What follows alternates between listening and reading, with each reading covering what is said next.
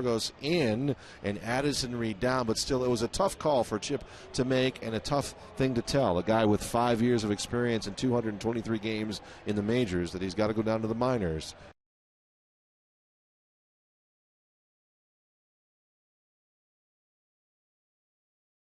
The big leagues, been a closer for a long time, but I just think he's lost his way a little bit, and he understands that, and he knows he's got to get better. So it's just got to rehab the mind more than anything, I think, and get confidence again and get that fastball location better than it was. Addison Reed working on a split finger in the minors. He's been going to it from time to time in the bullpen, but not out on the mound. He's going to figure it out at the minor league level before he gets a shot to come back here. And there is Enrique Burgos, who has admitted he didn't realize how many games that he had pitched in a row last time out. Chip Hale also falling on the sword, saying, hey, that was partly my responsibility. So they'll pick their spots with him. When we come back, though, we're getting ready to climb that mountain to 500. Steve Berthune and Bob Brenly have the call, and it's next.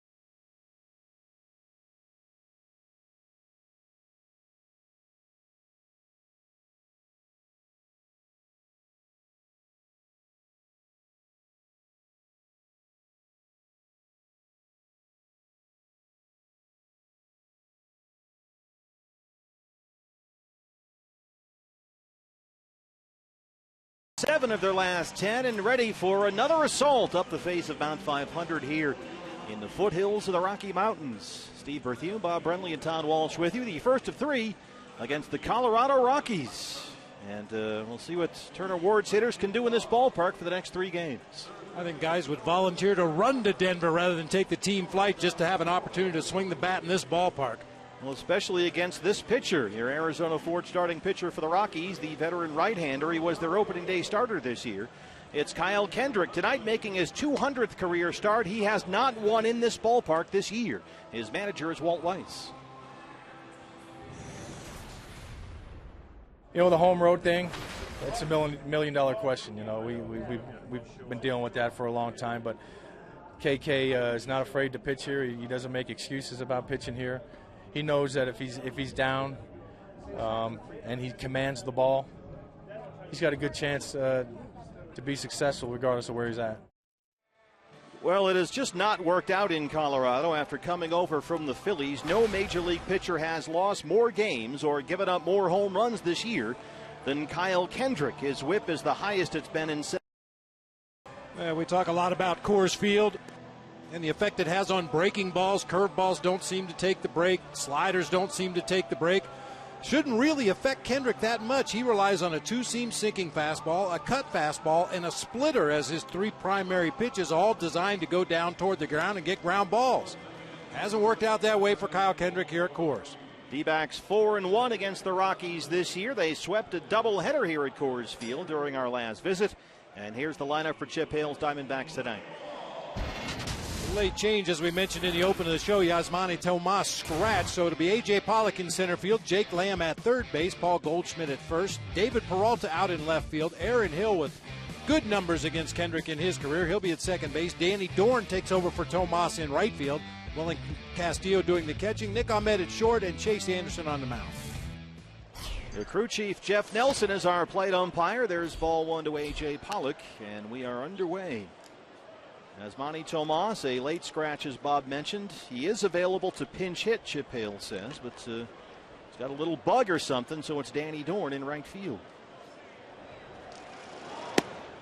And Chip said the goal on this trip is to win 4 of 6. It's 3 in Colorado, then 3 at San Diego over the weekend. A.J. Pollock, 304 with 8 home runs. I think that's a reasonable goal, but obviously if you win the first 2 games of the series, you want to get greedy. Well, Bob, Chip was talking today about the after effect, and that's always a concern. You don't often feel the effects of Coors Field while you're here. Usually it's afterwards, so that would make you a little nervous about the series in San Diego.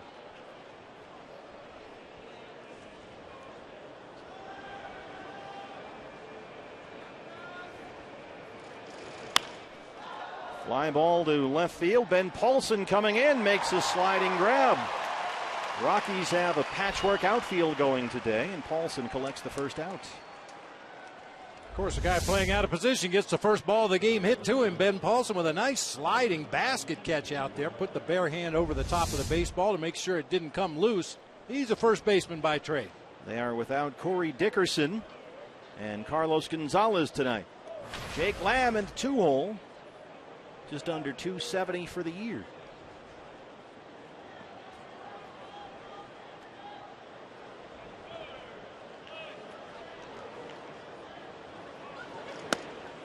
There's a strike.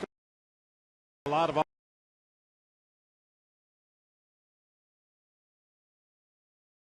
parties kind of struggled to find his rhythm up there at the plate. This would be a good time to bust out. Well, he's down 0-2. Jake just 6 hits in 38 at bats since he came off the DL on June 6th.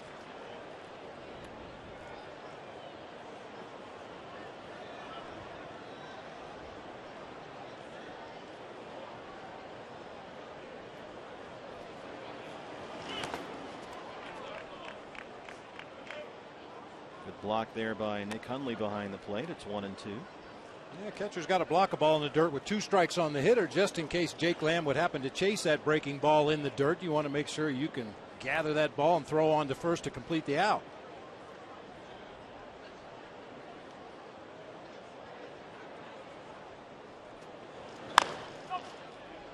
Bounced foul right in front of Dave McKay down there at first base.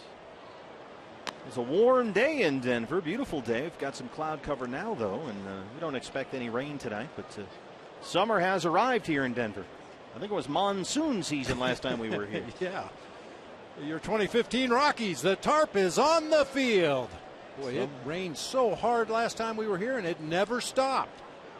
Washed out Monday and Tuesday. Played a doubleheader Wednesday. That's all we were able to get in. Just misses inside there, and it's 2-2.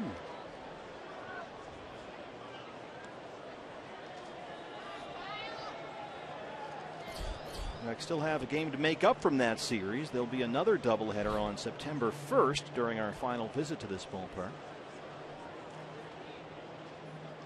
2 balls, 2 strikes to Jake Lamb. Hundley hangs on, shows it to Jeff Nelson. There's the strikeout for Kendrick.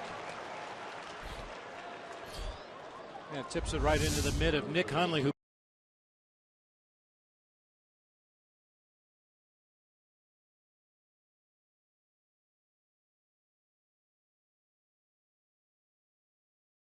September 1st doubleheader. The good news is you have reinforcements because rosters expand on September 1st, so you'll have some extra bodies to work with in that doubleheader. Paul Goldschmidt. There's a strike. Goldie, you saw the .356 batting average. That is tied with D. Gordon for the major league lead. However, Goldie's OPS more than 300 points better than what Gordon produces. Second in the major leagues behind only Bryce Harper. He's down 0-2. Well, we know Goldie hits just about everything. You see the numbers you were talking about, tied with D. Gordon atop the major league leaders in batting average. Jason Kipnis a little bit of a surprise there. He's having himself a nice season. Monster year, yeah, with Cleveland.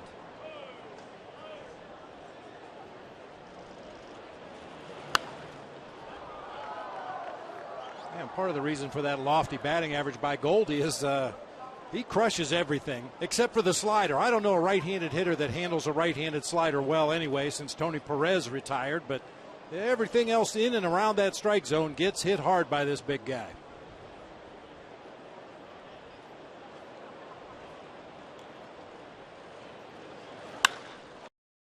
Center, Charlie Blackmon is there.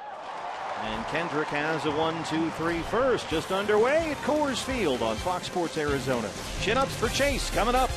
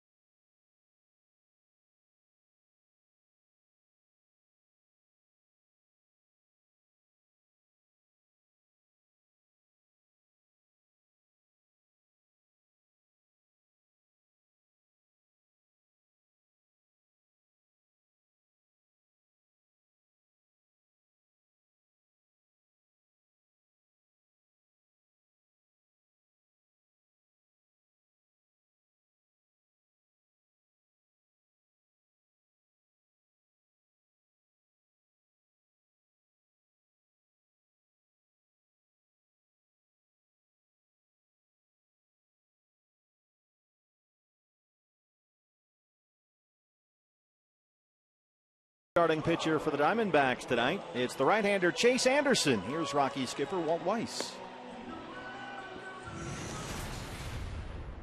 The velocity has crept up even, from when I first saw him in this league. And just a real good feel for pitching, an ability to put sequences together, to attack a hitter. He's got the good changeup. He's got good secondary stuff to go along with the fastball command. Chase Anderson, a 2.84 ERA that ranks him 8th best in the National League, and he has really reduced the number of base runners he's allowing compared to last year, and that's reflected in the WHIP, which puts Chase top 20 in the league. Yeah, you heard the scouting report from Walt Weiss. Wait till he sees that two-seam fastball that Chase has been throwing a lot more of lately. Charlie Blackmon leads it off, the center fielder. He's become a better and better ground ball pitcher with the help of that two-seamer. Gotta watch out for Blackmon. Had a leadoff home run last Sunday, and he's bidding for another one here, but that one is drifting foul. His leadoff homer about a week or so ago tied first base coach Eric Young's Rockies record, 8 leadoff homers. This is the lineup for Walt Weiss's ball club tonight. Charlie Blackmon up there now. He'll man center field. DJ LeMahieu at second base. Troy Tulowitzki having a good month at shortstop. Nolan Arenado down at third base. Ben Paulson out in left field. Willeen Rosario at first base tonight with Nick Hundley doing the catching. Brandon Barnes in right field and right-hander Kyle Kendrick on the mound. Blackmon 275 and 9 homers. He is hot right now. He's got 8 RBIs in his last 3 games.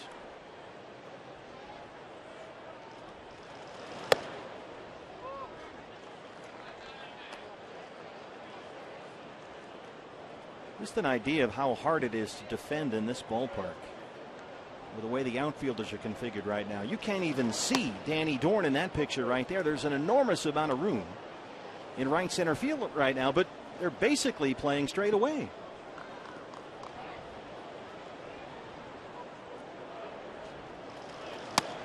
That's why hitters love to come here. If you make good solid contact on the barrel of the bat, it will leave the ballpark, and even if you break a bat or get jammed, hit one out near the end of the bat, there's a good chance it'll drop in front of the outfielders because they have to play so deep. And he walks the leadoff man.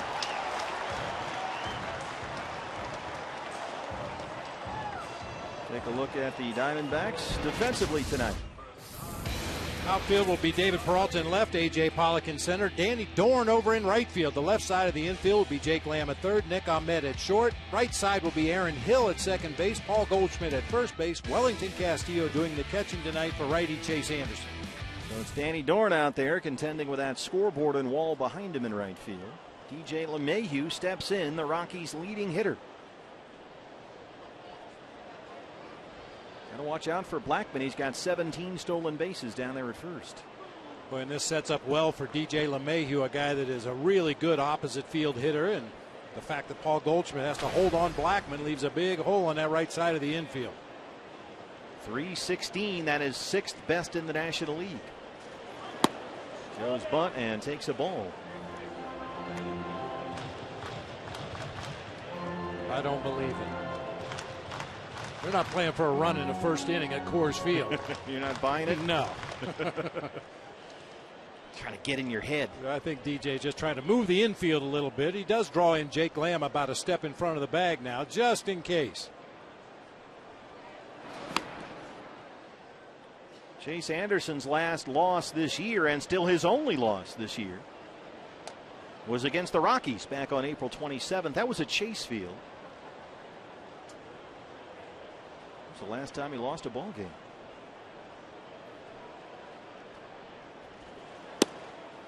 That one's in there for a strike, and it's 1-1. Yeah, really one of only 2 stinkers that Chase Anderson has had this year. That one start against the Rockies back at Chase Field. 8 hits and 5 runs in 5 1/3 in that ball game. He also had a rough one against the Brewers. 5 innings, 10 hits and 6 runs. But other than that, he has been nails.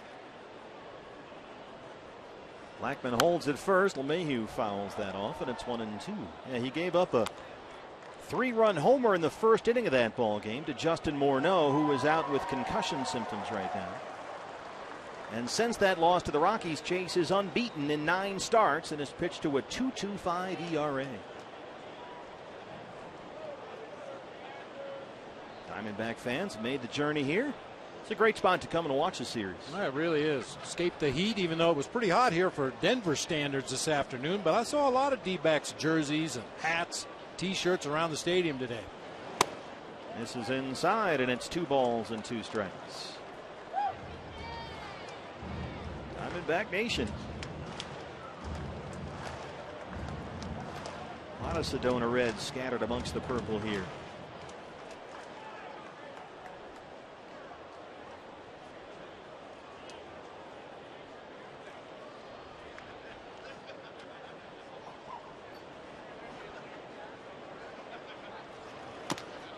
Got him.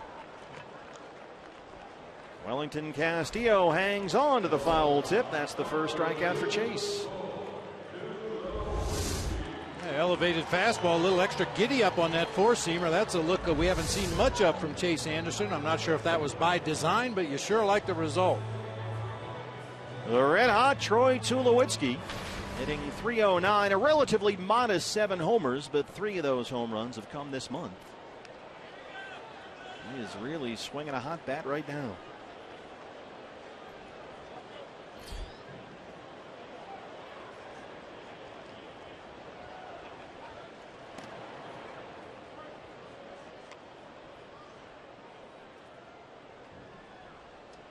That beard is coming along nicely.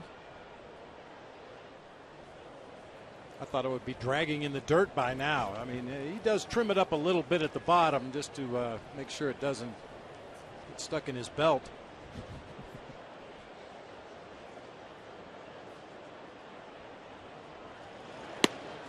Throw down to first. Back in time. Corey Blazer, the first base umpire down there. Wellington Castillo behind the plate.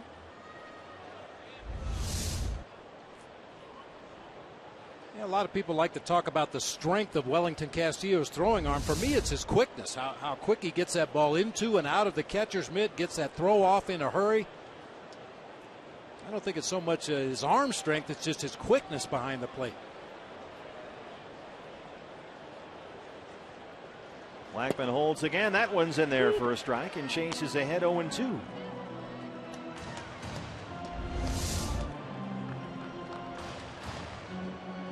Right there. Good location. That's a double play ball right there. Keep that ball in that outer third of the plate and down a little bit. Tulowitzki's grounded into 9 double plays this year. He has hit safely in 6 straight games and 18 of his last 19. And is batting .395 over that stretch. Called strike 3, rings him up.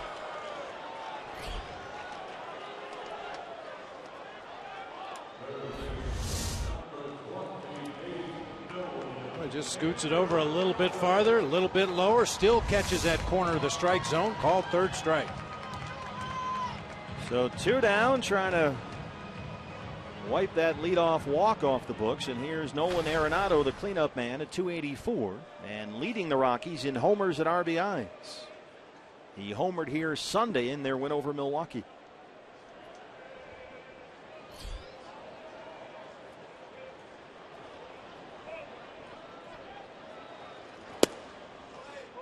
This was Nolan Arenado as they beat the Brewers Sunday afternoon. Hanging breaking ball from Matt Garza. Banged him around pretty good in that ball game. Well, Arenado obviously way ahead of last year's pace when he was on the disabled list from the end of May. For quite some time, he had 18 home runs in 467 plate appearances all last season. He's already got 17 homers in just 276 plate appearances this year. And red hot during a 9-game hitting streak. 13 hits and 7 RBIs during the 9-game streak, including a pair of homers.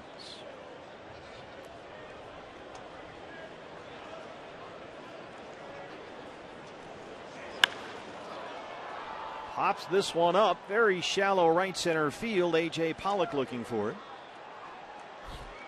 And Anderson strands the leadoff walk. No score at Coors Field.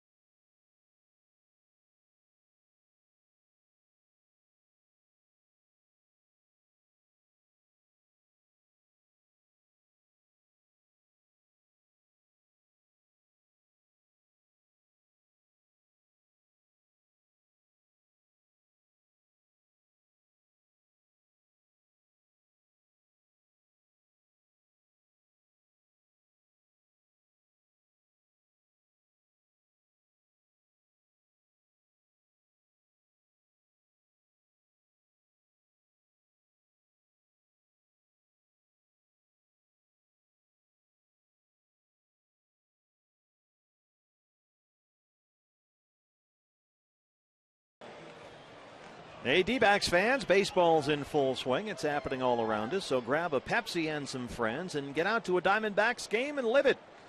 It's for the thrill of the game. Pepsi Live for Now, the official soft drink of the Arizona Diamondbacks.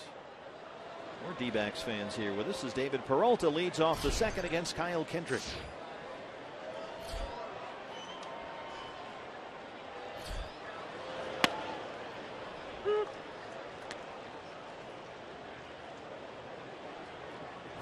David hitting .250 and 5 homers.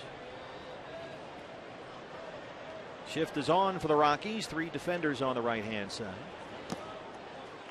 And Arenado playing shortstop all by himself on the left.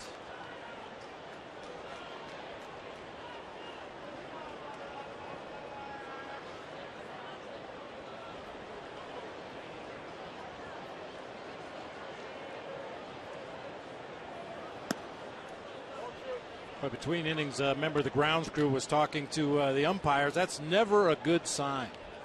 I tell you, this place. Yeah, it doesn't look good, but if you look at the weather radar, it doesn't really show any massive storms or anything. Maybe a little pop-up rainstorm here or there, but should be okay.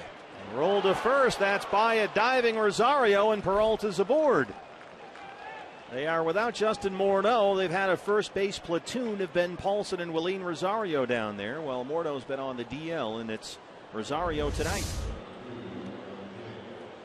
Rosario very slow reacting there. It looked like that ball went right underneath his glove and on into right field, but David will certainly take that leadoff base hit.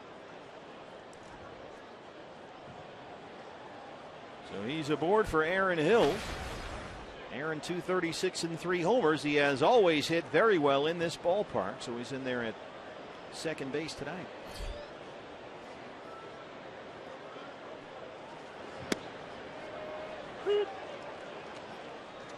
They have had Bob Brenly in this ballpark this year. A combined 16 hours worth of rain delays. Oh my! That's a lot of water.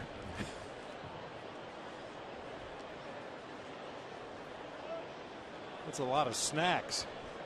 Waiting for the game to resume. 0-2. Hey fans, anytime the D-backs score 5 runs or more, Taco Bell is giving away 3 free tacos with the purchase of a large drink between 4 and 6 the following day at participating locations. And D-backs fans should consider themselves very fortunate. It's only 5 runs. Here in Colorado, you got to score 7. That's the Coors Field factor, I guess. But the tacos are kept in a humidor, so I don't know. They taste in a humidor. they taste a little dry. Yeah. Aaron, 28 games at Coors Field. He's a .345 hitter here with 3 home runs. Oh, 2 pitch.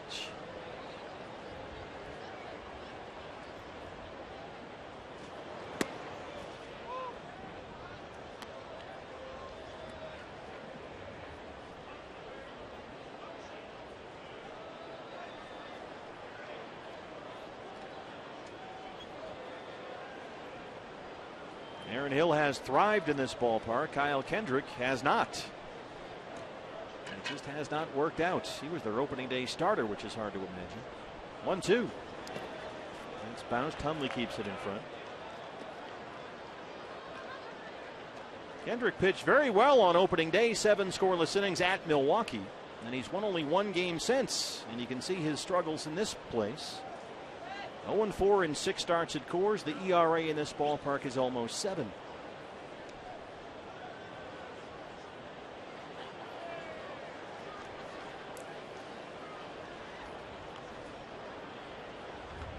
There goes Peralta. Aaron Hill drives it to right center field. Brandon Barnes tracks it down, and Peralta scampers back. Barnes with good speed out there. He can cover a lot of ground. And with Peralta running on the pitch, that's probably an RBI if he doesn't catch it. I think you're absolutely right. Barnes showcasing that speed. He covered a ton of ground from where he was positioned in right field. A quick peek back to the fence. And a catch right in front of the barrier.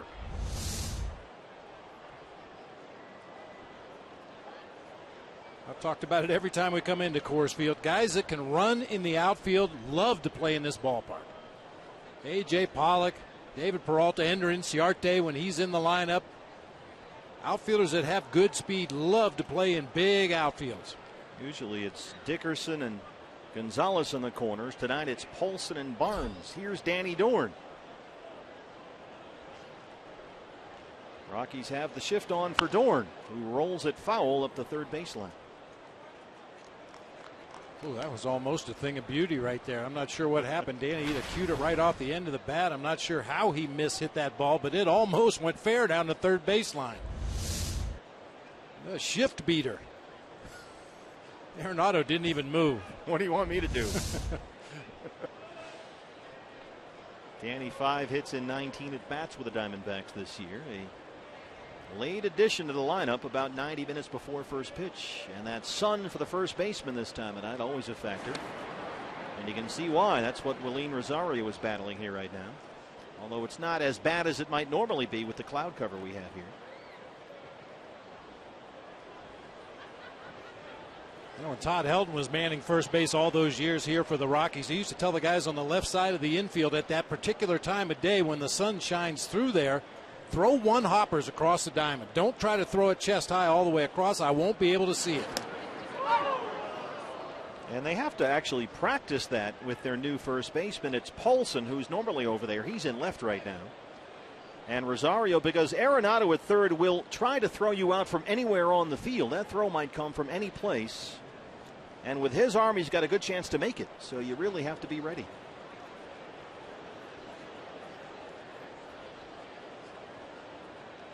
Oh, 0-1 to Danny Dorn.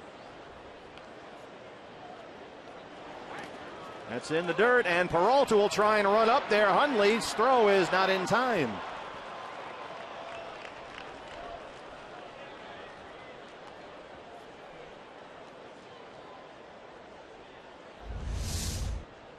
I'm assuming that's going to be a wild pitch, the 26th this season by the Rockies pitching staff. 16 of those when Hundley's been behind the plate. Got just far enough away. David Peralta got himself a good jump at first and beats that throw to second base. And now he's in scoring position, and a 1-ball, 1-strike count on Dorn. He was 0 for 4 with a pair of strikeouts in his start Saturday night against Tyson Ross and the Padres. And with the way Tyson Ross was throwing in that ball game, boy, that's just not fair for Danny.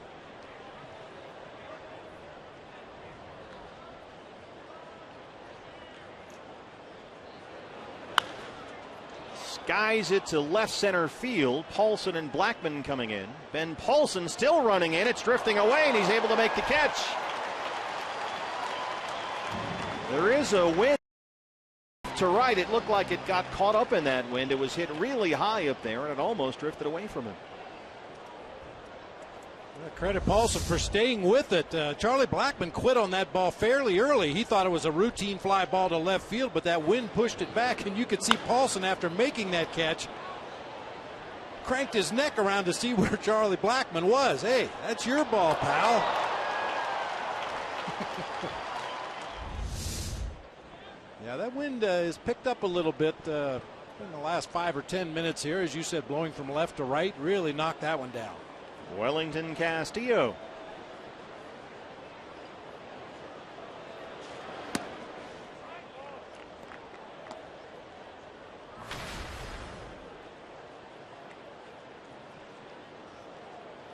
Had an RBI double in both the first 2 games of the Padres series this weekend.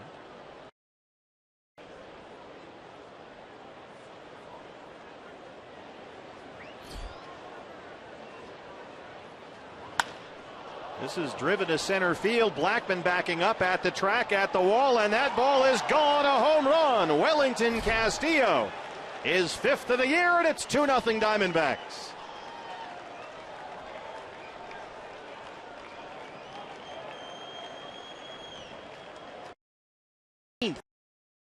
This year by Kyle Kendrick. It's the most of the major leagues. Belt high sinker. Those do tend to get hit a long way, and to Wellington's credit, he didn't try to pull it. Just hit the ball anywhere in the air in this ballpark, and it's got a chance to leave that one to straightaway center field. A 2-out, 2-run homer has given the Diamondbacks the lead, and here's Nick Ahmed. That's his 4th home run with the D-backs, Wellington Castillo, in just 11 games. Ahmed trying to bunt for a base hit, but it's foul. And 2 more 2-out runs for the Diamondbacks. 4 homers and a pair of doubles in 11 games for Welly. He's really done a good job offensively and defensively as well. Ahmed 227 and 3 homers.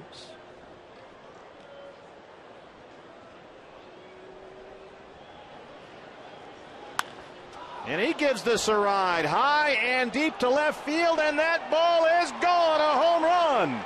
Nick Ahmed is 4th. The D-backs go back to back, and it's 3-0 Arizona.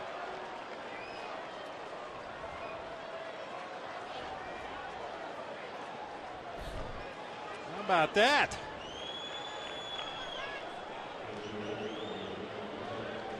Well, the bottom of the order's lack of production in the early part of the season was such a problem for this ball club, but Nick Ahmed picks on a hanging breaking ball right there. Line drive variety home run into the bleachers in left field. And he hit into the teeth of that wind out there too. That was a no-doubter. And so they clear the pitcher's spot. Here's Chase Anderson.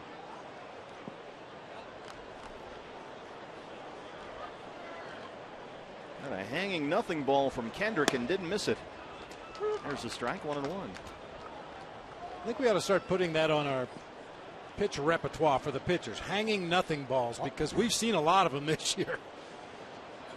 And boy, Kyle Kendrick has now given up 20 homers. This ballpark has just been a house of horrors for him.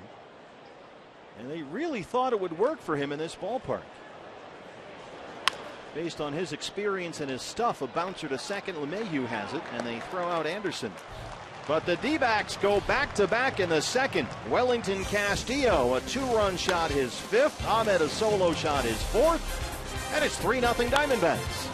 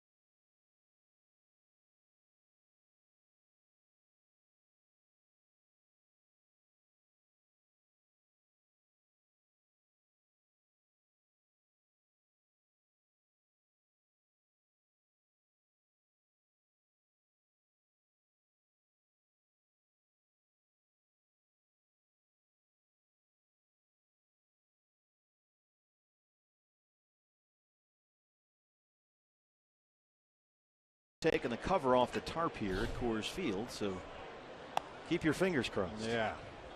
You can see crew chief Jeff Nelson. Grounds crew has talked to him a couple of times. He's speaking with Walt Weiss right now. There's sun coming in, but maybe there's something behind it that they're seeing on the computer they don't like. We need Ralph Kelso's spot-on weather forecast. We need to go worldwide. Internet. Well, now that he's gone big time with Jim Cantore, I think Ralph could handle the difficult conditions here at Coors Field. Ben Paulson, the left fielder, leads it off. Shift is on for the Diamondbacks. And there's a strike, 0-1.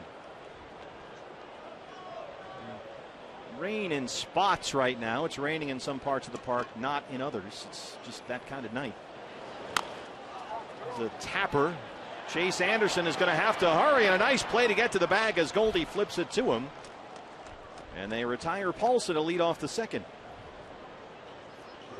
Boy, that looks like such an easy play, but that's one of the toughest plays a first baseman and a pitcher will ever have to make. That slow roller to the right side. Who's going to get the ball? Goldie called off Chase Anderson. Chase did the right thing. Go to the bag. Turned it into an easy 3-1 put out at first base. That was not an easy play. And Nick Ahmed will go out there and have a chat just to give Chase a moment to catch his breath as Willeen Rosario steps in. And you see Goldie in the background there with the shades on. You were talking earlier about that sun peeking through the third base side of the field, and Goldie's being shades on. A little flare out to the right field corner. Dorn will run it down. That's a fair ball, and Rosario will take the turn and head for second. Willeen Rosario, his 6th double, and he continues to be a problem for the Diamondbacks in this ballpark. And you can see both sunlight and some little raindrops in that picture. It's kind of a weird night here. Little snow, some sleet. I just dunked that inside the foul line, way down in that right field corner for Rosario. Hits high off the wall, bounces over Danny's head, but he plays it perfectly on a hop to hold Rosario to a double. He's in scoring position with 1 out for the catcher, Nick Hundley.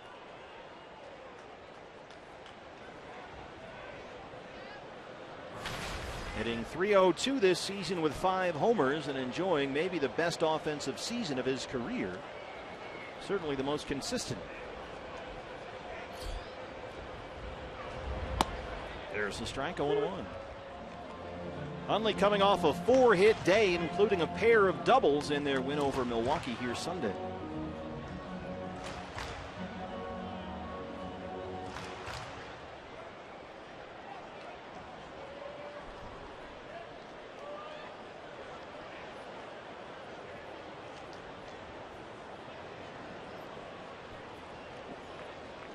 And there was not a cloud in the sky all day here. It was beautiful. Blue sky everywhere.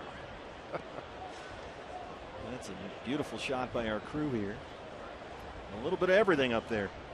Mother Nature obviously has the Rockies' home schedule on the refrigerator. What do you think is in Mother Nature's refrigerator? Ice in the freezer. All natural, everything organic. Oh, yeah. A lot of kale, probably. The wind kicking up once again.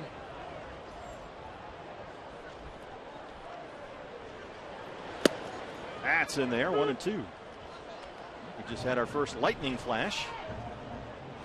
So add that to the list. And they're clearing out the rock pile out there in center field. Just another day at the old ballpark here in Denver.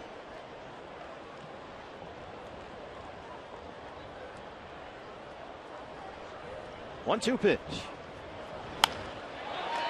Base hit into center. They are going to wave Rosario. A.J. Pollock has it. There's no throw, and the Rockies are on the board.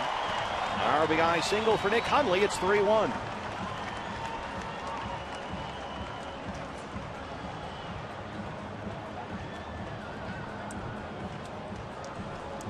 Grounds crew is scrambling to pull the tarp off, and they're going to stop the game right here.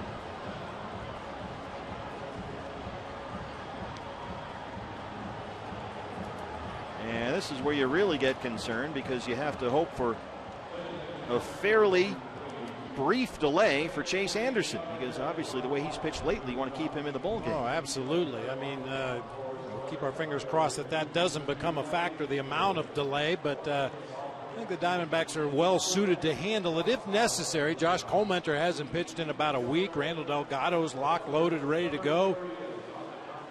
Hopefully just a very short passing shower here. I mean, you can see the sunlight in the left field corner. In that part of lower downtown, it's a lovely evening. But, of course, here at the ballpark, it's raining.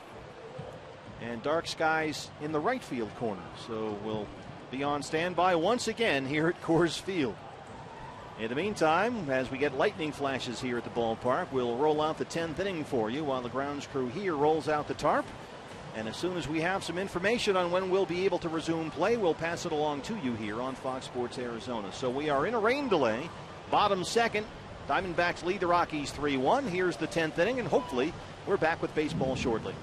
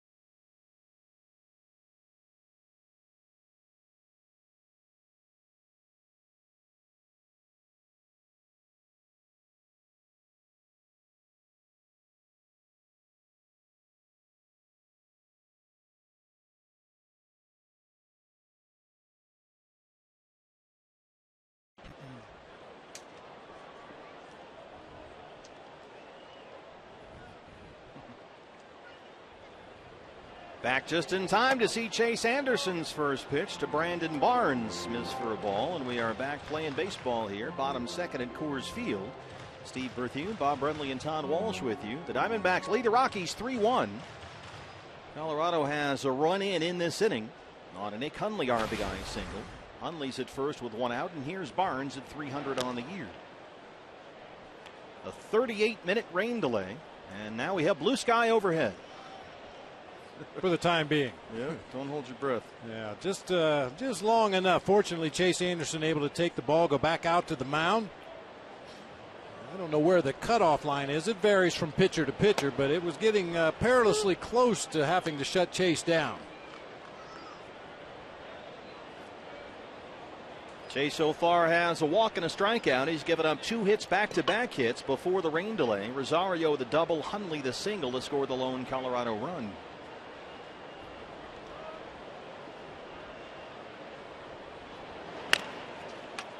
Rolled in fair territory. Anderson picks it up and flips to Goldie. Hundley moves up, 2 down. And here's the pitcher, Kyle Kendrick.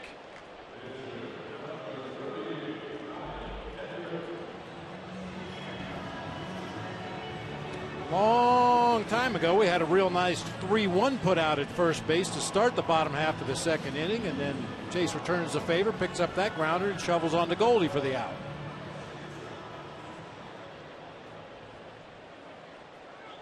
Well, they did not waste any time once they pulled that tarp in resuming this ball game. A good job by the whole grounds crew here at Coors Field to get the playing conditions back to playability. There was a ton of water in shallow left field when they pulled the tarp, and it's all drained very well. Kendrick laces that one foul down the left field line.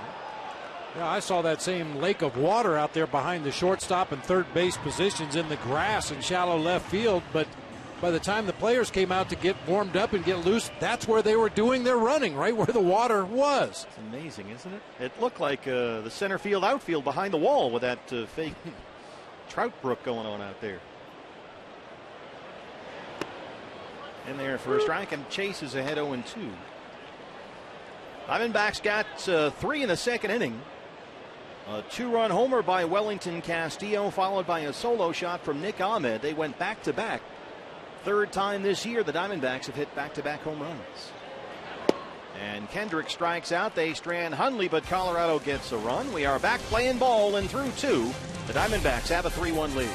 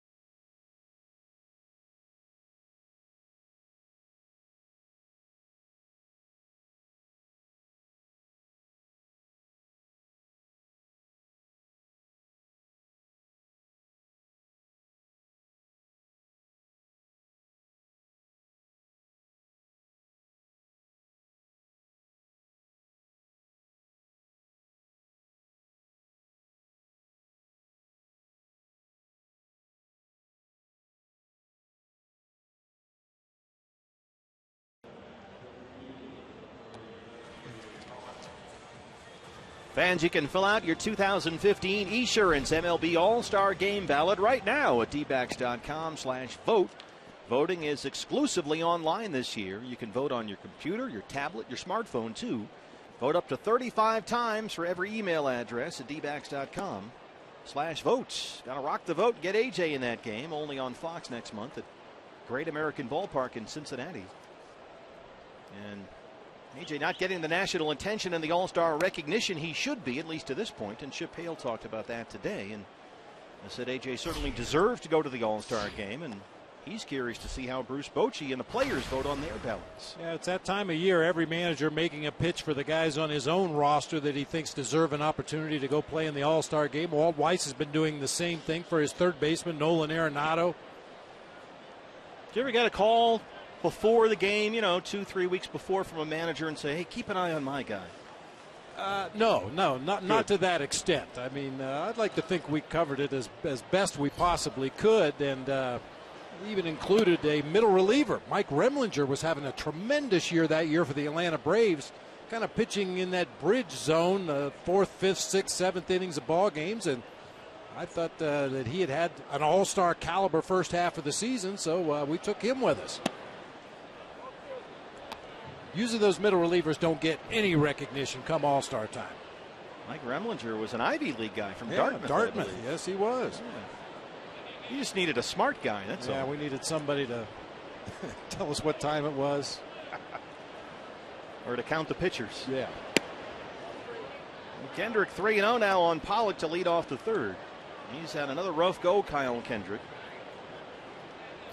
Jake Lamb struck out his first time up. He's on deck. Diamondbacks with back-to-back homers in the second, Castillo and Ahmed. There's a strike. And Kendrick has now given up 20 home runs this season. This is his 15th start. And it's been a recurring theme. It always is, it seems, with Rocky starting pitchers. They've served up 17 homers now in their last 8 games, including tonight. So it's not just been Kyle Kendrick. There's a bouncer up the middle. It rolls into center, and Pollock's aboard with a leadoff single. That's his 300th career hit. So he's 10% of the way to 3,000. And climbing. This is the Diamondback offensive outburst in the second. Wellington Castillo blasted a 2-run homer to deep center field. And then the next batter, Nick Ahmed, went deep to left. Castillo on a hanging sinker. Nick Ahmed got a flat slider right in the middle of the plate and did not miss it. Nick's 4th of the year. Number 5 for Wellington. Here's Jake Lamb.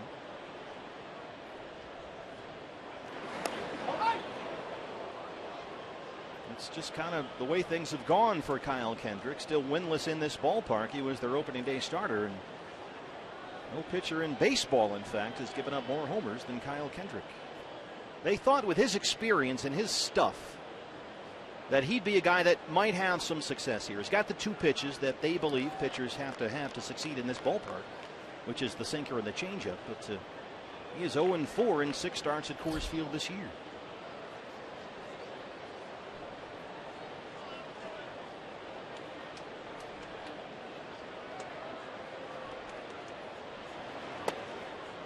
Having problems finding the strike zone here to start the third after the layoff.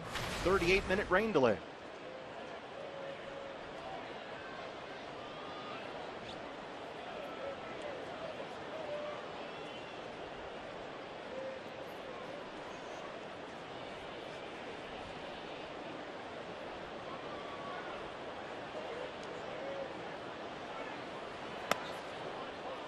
Two and 0. Kendrick faced the Diamondbacks earlier this season, April 28th. Took the loss in that ball game through 69 pitches in 4 1/3, giving up 10 hits and 8 runs. Did not record a strikeout. He did only walk 1 batter.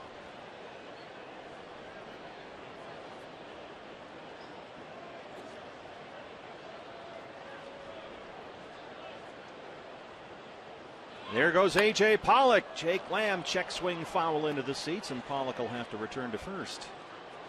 Got a jump on the 2-0 pitch there. Got a real good jump, and that's an indication of perhaps how messed up Jake Lamb is at the plate. That's a 2-0 pitch. You should never check swing on a 2-0 pitch. Either swing hard enough to hit it out of the ballpark or take it. That'll drive hitting coaches crazy. Check swings 2-0 and 3-1. Because when you're ahead in the count 2-0, you have to really like the pitch in the first place. Yeah, keyhole. I'm looking for 1 pitch in 1 zone. I'm in charge of this at bat right now, and Jake Lamb with that check swing just shows some uncertainty right now. That rolls away from Rosario. It might have hit A.J. Pollock to throw over there. Let's take a look. Well, Rosario has issues when he's behind the plate. I imagine he'll have issues over there at first base catching those throws. He played a lot of first in spring training. Yeah, that got underneath the glove. Looked like it caught AJ on the right side of the chest somewhere. Rosario has not done any catching at all this year. He's been just a first baseman, both in the minors and here in the big leagues. 2 balls and a strike. Another throw over, and AJ's back in time, says Corey Blazer down there. That ball almost went through the webbing of Rosario's glove. Had to dig it out. He's got to fix the glove now.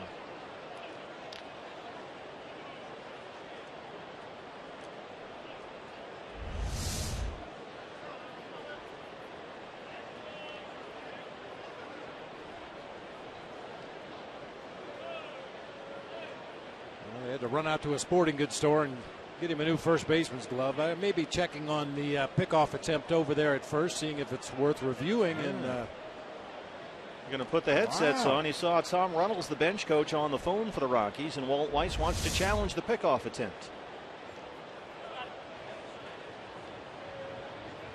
That's a bad challenge. Yeah, it's a real bad challenge this early in a ball game in a ballpark that tends to give up lots and lots of runs.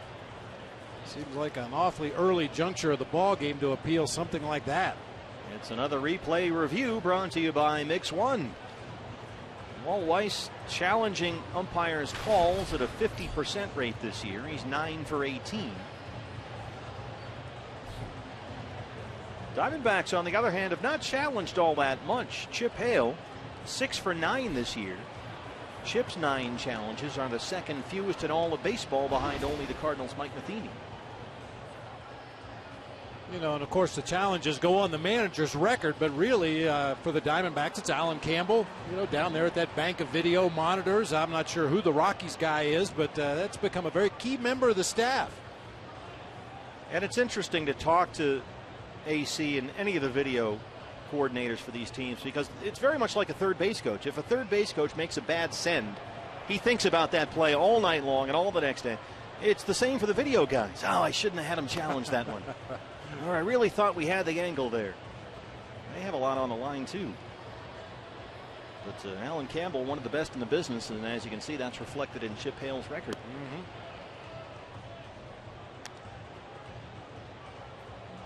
So you've got Corey Blazer, the first base umpire down there, and Jeff Nelson, the crew chief, who is facing your screen there on the right, with the headsets talking to New York. Well, they've just shown a couple of different angles on the big board here at Coors Field, and normally you get some kind of reaction from the fans. But I think the fans even realize this is a bad challenge. I mean, it's just not that close a play, and you could argue not that important a play here in the top of the third inning. Yeah, but Walt Weiss would probably argue it's the top of the order. You got one of the fastest guys on the roster on at first base. You got Goldie lurking in the on-deck circle, and indeed, as we expected, safe at first, the call stands. And Walt Weiss loses his challenge. That's another replay review brought to you by Mix One. So Pollock remains safe at first. Call stands was the ruling. Not enough video evidence to confirm the call or overturn it. So it's a 2-1 count to Jake Lamb. Nobody out, and Pollock at first. 2:06, 2 minutes and 6 seconds on the review.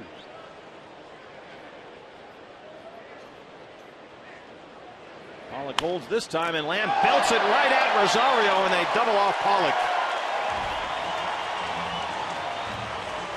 Well, I guess it just wasn't meant to be for the Diamondbacks down there. Jeez. What a turn of events right there. Jake Lamb, solid contact, making a bid for extra bases, but Rosario gets in the way, makes the catch, and steps on the bag to complete the double play. So 2 down now for Goldie, who lined out to center his first time up.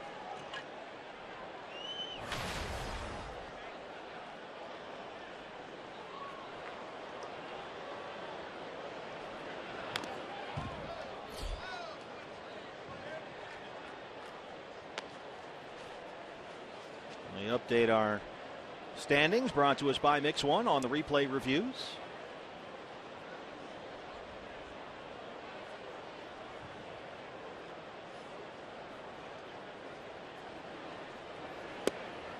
That's in there for a strike, and it's 0-2. Odd thing about this ballpark is that Paul Goldschmidt has not done nearly the amount of damage here that you might think. He's hit .291 here, but he's played 28 games. He's got 3 homers.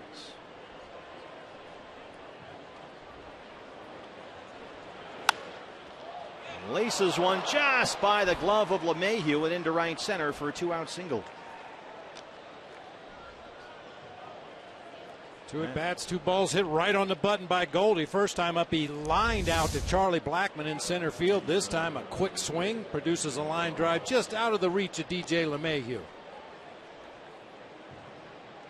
5th hit for the Diamondbacks, and there's a 2-out base runner for David Peralta. There's a look from the rooftop here high above right field and center field at Coors. You can see the Denver skyline behind the ballpark here. On another wild weather night, shift is on for Peralta. And he laces one into the right field corner, and we'll see how fast Goldie can run here. Barnes picks it up, and Andy Green has to stop him at third. A pair of 2-out singles for the Diamondbacks. Have runners in the corners for Aaron Hill.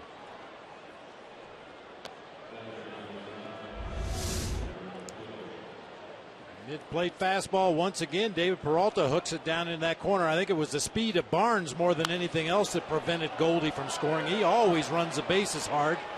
Turns it perfectly at second base, but no choice but to hold him up there at third base as Barnes got that ball back in quickly. He's got that purple glove out there. So it's Goldie at third, Peralta at first. 2 outs. And the batter is Aaron Hill, who flied out to right his first time. A .345 career hitter in this ballpark. And there's strike one.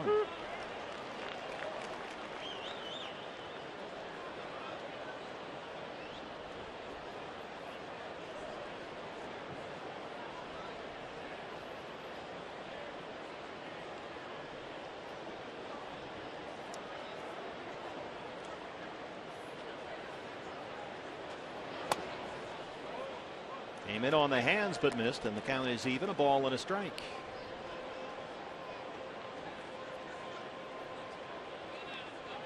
Kyle Kendrick tonight making his 200th career start.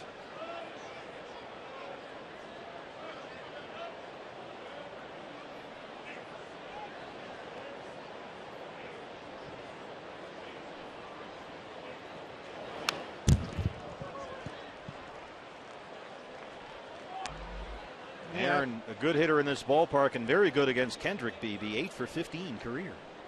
And that's what Chip Hale looks for, places to drop Aaron Hill in there, whether it's at third base or second base. Just keep everybody involved in the mix, and when a guy has real good numbers in an opposing ballpark or against an opposing pitcher, that's an ideal time to get Aaron Hill in there. Kyle Kendrick at 50 pitches, 32 for strikes. 1-2.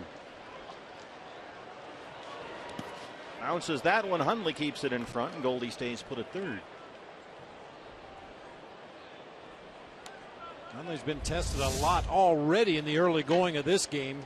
Splitters and change-ups in the dirt, sinkers in the dirt. I was going to say that even though the grounds crew did a great job, and this field obviously drains tremendously well, anything that's hit through that outfield grass any amount of time or any distance, it's going to be wet when the outfielders pick it up. 2 outs, 2 balls, 2 strikes. It's full. Danny Dorn on deck now. Peralta has a chance to take off with a pitch here. 3-2, 2 outs. In years past, you could almost be guaranteed to see that fake to third, look back to first pickoff. 3-2 with 2 outs in the inning. Try to get that runner at first base leaving early, but of course that's no longer a legal play in the game. There goes the runner from first. Aaron Hill pops it up third base side. Arenado in fair territory. And Kendrick wiggles off the hook. He strands 2. He keeps it a 3-1 ball game.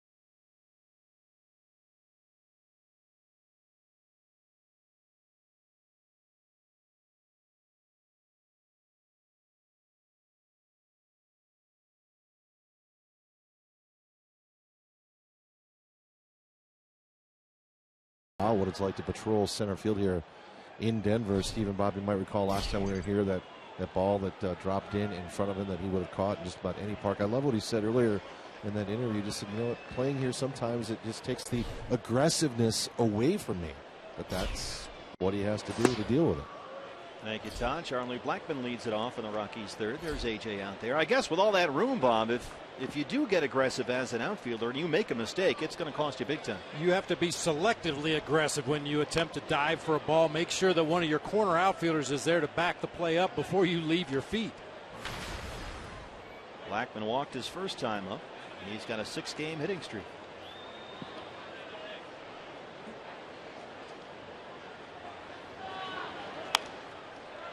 Chip Hale was talking about this outfield before the game today, and he was saying that he'd really like in this ballpark to get his outfielders a break here, at least one of them, but things are so thin out there right now with Tomas not able to start tonight and Ender Inciarte on the DL. He's just not able to give his guys a day.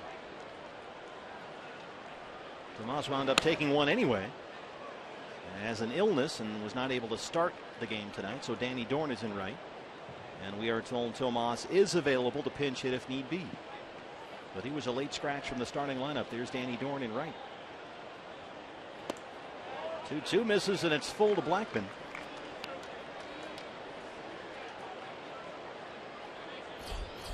DJ LeMahieu, their leading hitter, is on deck.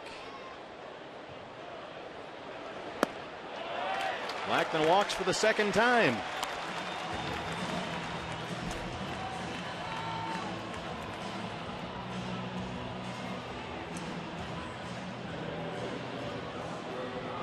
LeMahieu struck out his first time up tonight. That's what Charlie Blackmon does. 156 total bases leading off an inning. So he gets one for a walk right there. But that's what you want your leadoff hitter to be on there, stirring it up, setting the table for the guys behind him, opening up some holes defensively in that infield.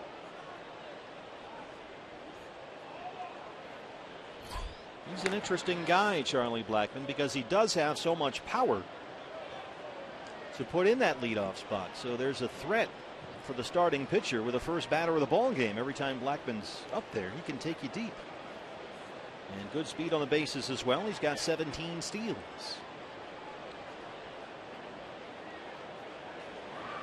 LeMahieu hits it deep to left field. Peralta runs it down.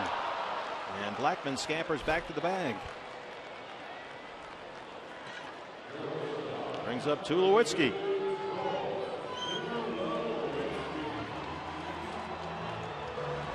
Didn't sound like LeMahieu got all that ball, but anytime you hit a ball in the air, especially down either foul line, you have to hold your breath a little bit. David Peralta makes a nice running catch and doesn't assume anything. Get the ball back in quickly. Even though Charlie Blackmon was all the way to second base, David didn't know what was going on behind him in that infield, so catch it, get rid of it, get it back into the infield as quickly as possible. Tulowitzki struck out looking his first time up. He's 0 for 1.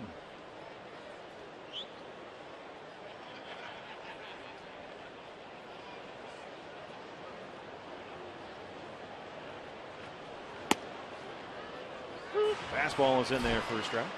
Well, we talked about Brandon Barnes having a purple glove for the Rockies out in right field. This is kind of color coordinated here. A little gray, a little Sedona red. That's a nice look. David Stylen out there. That's his road glove. It matches the unit.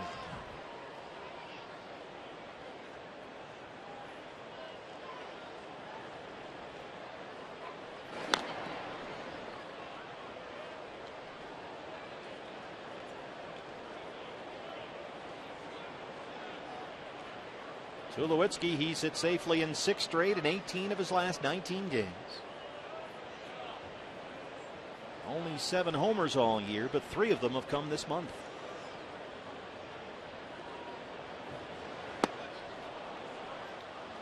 He has been especially vulnerable, Troy Tulowitzki, this year, to the breaking stuff and the off-speed pitches. Well out in front of this offering. I'm just amazed at how upright Troy Tulowitzki is in that batter's box. I mean, we've seen Paul Goldschmidt. He hits out of an exaggerated crouch. He's bent over at the waist. He's got some flex in his knees. Troy Tulowitzki stands straight up. Double play ball here. Ahmed. Aaron Hill. Goldie, they roll it as Blackman went in hard on Aaron Hill at second base, but Aaron's just fine. And they get the double play ball behind Chase Anderson to end the third. The 6-4-3 keeps it a 3-1 Diamondback lead.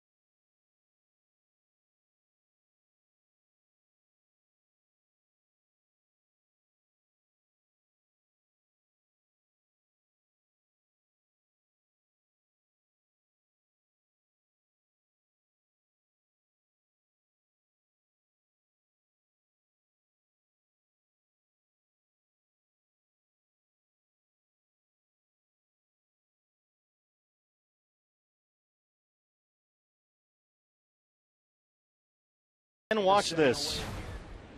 Off Carlos Martinez, they said 484, so he tied himself for the longest home run in the major leagues this year.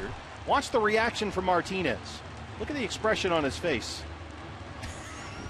I didn't know a baseball could travel that far. 117 miles an hour off the bat of Giancarlo Stanton, his 26th of the year. 484, the longest in the majors this season. Danny Dorn leads off the fourth. That one's not going to go quite 484. A little tapper back to the mound, and there's one away. 484? That's almost 100 feet shorter than the longest home run hit at Mile High Stadium here in Denver. Really? Yeah, 582-foot home run by Joey Meyer into the upper deck of the East Stands. That was back in 1987 when they were a Milwaukee Brewers AAA affiliate. 100 feet further than that. Jeez. He is something else. Speaking of home runs, here's Wellington Castillo. A two-run homer his first time up back in the second. And this was it. He crushed it to dead center. Boy, we've heard Turner Ward, Mark Grace, any hitting coach talk about the importance of taking advantage of pitchers' mistakes. And when you get a sinker up there belt high in the middle of the plate, that's what you're supposed to do to it. So bouncer to shortstop, right to Tulo. And here's the other half of the Diamondback home run duo tonight, Nick Ahmed. As Castillo and Ahmed went back-to-back in the second, into the teeth of what was at that time a strong wind blowing in from left field. Fortunately, Nick kept his a little bit lower, more of a line drive home run into those bleachers in left field because the wind was really gusting at that time before the rain delay. And we have a lovely sky overhead now, blue sky, sun setting, a little bit of clouds. After a 38-minute rain delay during the bottom of the second inning. I'll tell you one thing, it didn't take those people in the rock pile long to evacuate when they saw the lightning. Yeah, it was dicey out there. Tulowitzki one more time.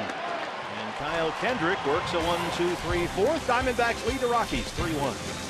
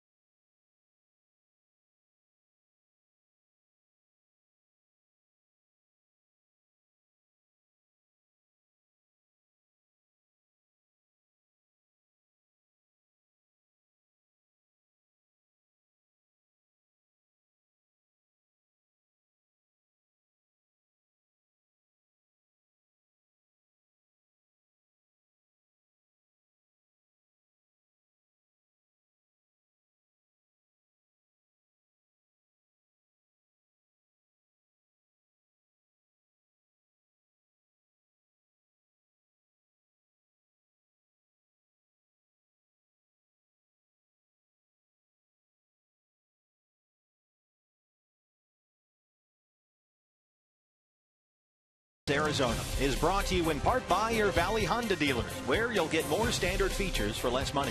CenturyLink, your link to what's next. And by Mix One, great taste, no face, available at local retailers.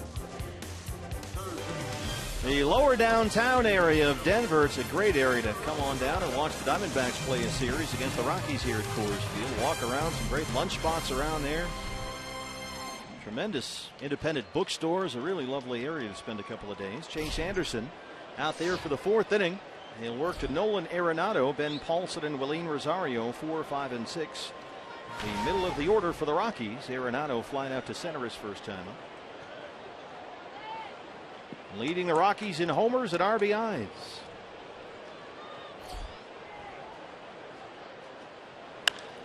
It's that one up in the air. Peralta will watch it go. Nolan Arenado, his 18th, and the Diamondbacks lead is 1. It's 3-2. Well, that extends Arenado's hit streak to 10 games. He's got 14 hits and 8 RBIs during that 10-game streak, including now 3 homers.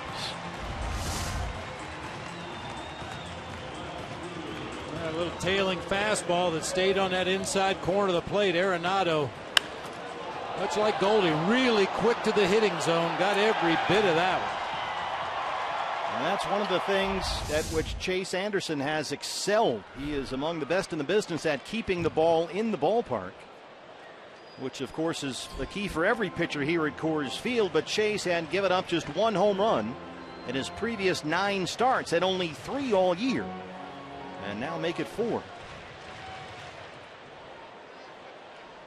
fact, his home runs allowed per 9 innings ratio is top 5 in all of baseball.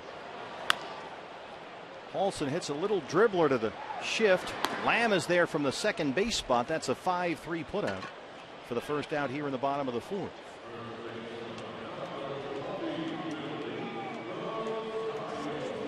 Arenado is now equal to last year's home run total in about 200 fewer plate appearances.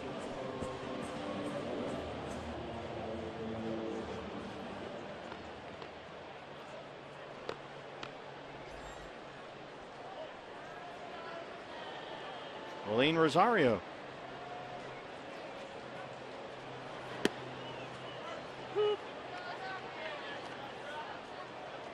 Rosario doubled and scored his last time up. Good first pitch curveball. A pitch that most guys, Chase Anderson included, use sparingly in this ballpark. In the seats.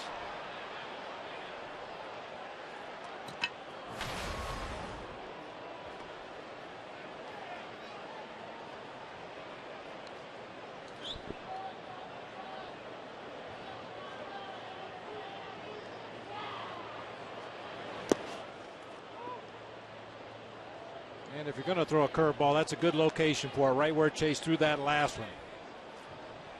Started off the plate away, bounce it in the dirt. Make sure that guy can't get the barrel on it, lift it in the air to the outfield. 1-2.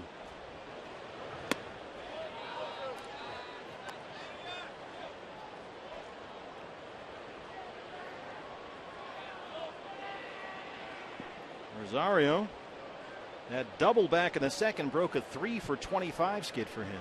Always dangerous up there. Little tapper in front of the plate. That's a fair ball. Castillo's on it. 2 down.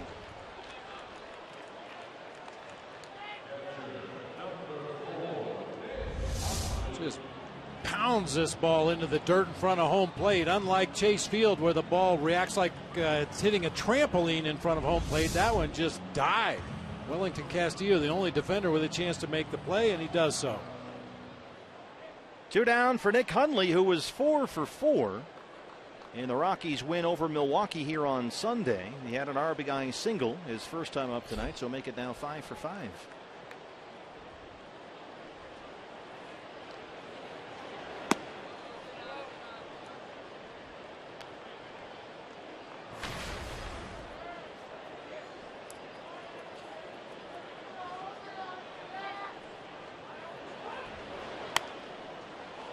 Pop up, foul ground first base side. Goldie calls off Chase Anderson, and that's the end of the inning. But the Rockies get another run on the Arenado homer, And through 4, the Diamondbacks lead at 3-2.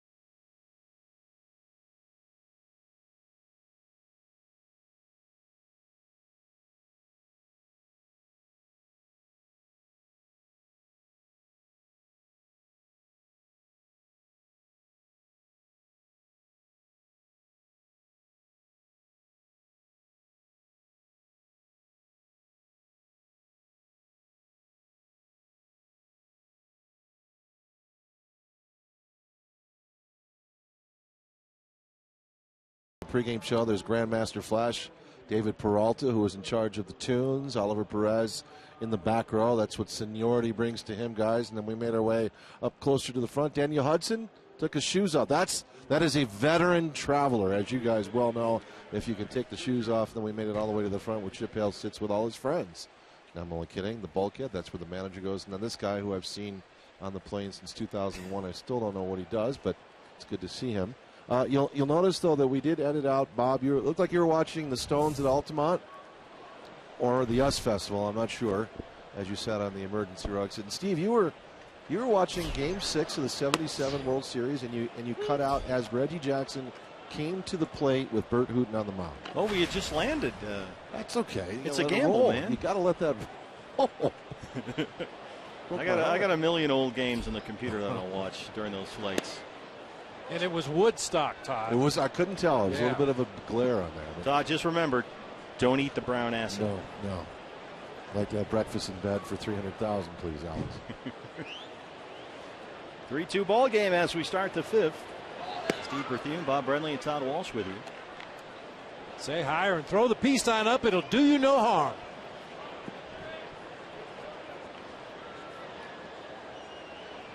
We've had a wild weather night, a 38-minute rain delay in the bottom of the 2nd. Both starting pitchers are back out there. And Kendrick coming off a 4-pitch 4th after a rocky 2nd and 3rd. And that's what we're looking at over our heads here. All kinds of colors up there now, speaking of Woodstock. No rain, no rain. Chase strikes out. Second strikeout for Kyle Kendrick, who's now set down 5 in a row. Well, we have a moment here after the Chase Anderson strikeout. Let's take a look at our Valley Honda dealer keys to the ball game tonight. It's all about the long ball in this ballpark. You want to hit as many as you can and keep the other team from hitting any. And please, please, no more rain. Enough already. A.J. Pollock singled his last time up. It's a fly ball to deep right center field. That ball is carrying to the wall, and it's gone. A.J. Pollock, his 9th, a new career high, and it's 4-2 D-backs.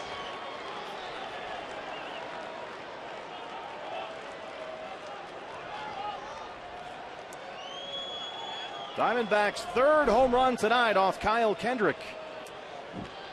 You gotta love Coors Field if you're a hitter. I'm telling you what. That ball was struck well. Solid fly ball to right center field. Probably doesn't reach the RampTrucks.com pool area at Chase Field, but easily sails into the bullpen here in right center. And Kyle Kendrick, wow, that's 21 home runs he's given up this year and counting. And a new career high 9th for AJ. Jake Lamb 0 for 2. He hits it hard and rolls it into right. A base hit for Lamb. Well, that's good to see for Jake getting some results there. He lined into that double play back in the 3rd inning with A.J. Pollock running at first base. Almost knocked Willeen Rosario down with a line drive. Rockies turned it into a double play. This time he finds a hole on the right side. And here comes Goldie. He has lined out to center and singled 1 for 2.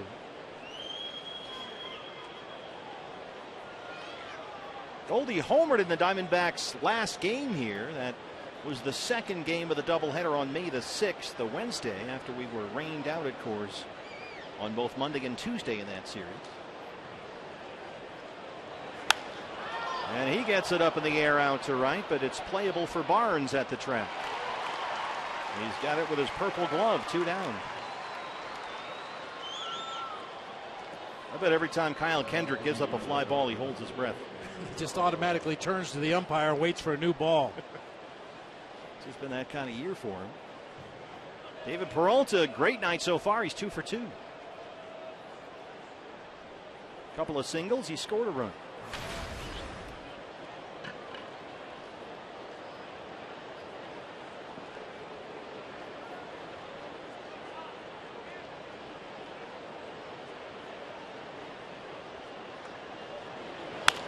Shift is on and he rolls one right into it. That's LeMahieu at second base, and that's the end of the inning. But the Diamondbacks continue their assault on Mount 500. Is this finally the day? After going 0 for 9 in 9 tries, they lead it 4-2. The Pollock homer gets us one step closer to the summit.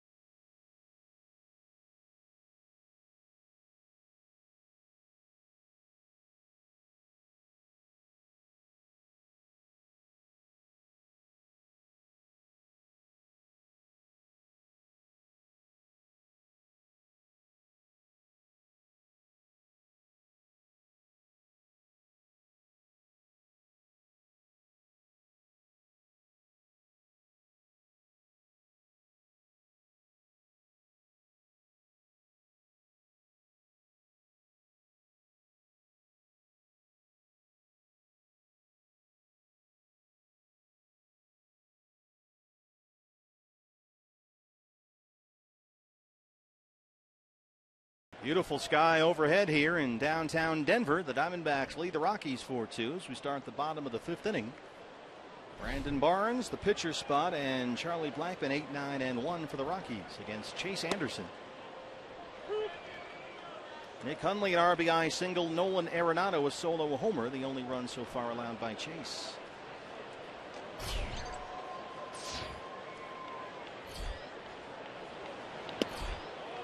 Rockies really thin in their outfield right now. They're without Corey Dickerson, who's been battling a foot problem all year long, the plantar fasciitis. His foot is in a boot right now. Cargo has a bad hand. He's day-to-day, so he's not in the lineup tonight. Also on the DL is Justin Morneau. He's had a recurrence of concussion symptoms, and they think he'll be able to come back before the end of the year. So some of the big bats for the Rockies are hurting right now. And so it's tonight, Paulson in left and Barnes in right. Rosario at first. 1-2 is knocked right back up the box for a base hit.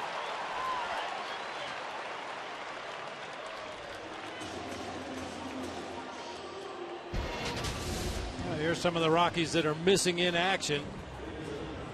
Certainly they miss Morneau, Dickerson, and Carlos Gonzalez. Drew Stubbs kind of the forgotten guy. He was optioned to the minor leagues, struggling badly up here. But this Rockies offense, with or without those guys that are injured right now, still capable of putting big points on the board. Here's the pitcher, Kyle Kendrick. Jake Lamb comes in from third. But Barnes, very good speed at first. This is bounced up the first base line. Goldie only has one play. And Aaron Hill covers for the sacrifice.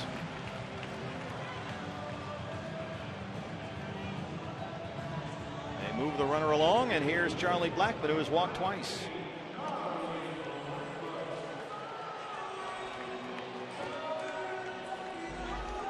Well, it'd be an understatement to say that Charlie Blackmon appears to be seeing the ball well against Chase Anderson. He's the only guy that's been able to lay off those borderline pitches or pitches completely out of the zone. 2 walks in a game for Chase, both coming to the Rockies leadoff hitter. Yeah, Charlie Blackmon really dialed in right now at the plate.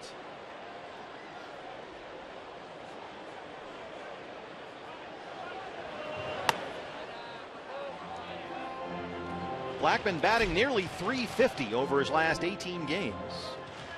And he has bounced back after a slow month of May. He hit just .220 last month. His offensive game really took a nosedive for about a month there, but he's pulled his way out of it nicely. Here's the strike, 1-1. Yeah, the late great Don Zimmer was the first coach I ever heard talk about guys that are locked in when they didn't even get hits. Just like Charlie Blackmon tonight. You know, he's had good cuts at pitches in the strike zone. He's taken some borderline pitches. He's taken his 2 walks. And Zim used to be able to do that just watching a guy the way he takes pitches. So fly ball out to left. Long run for Peralta near the line, and he can't get it. It's a fair ball. Barnes is going to come in and score here. And Blackmon has an RBI double. That extends his hit streak to 7 games, and we'll check on David Peralta, who walks away slowly.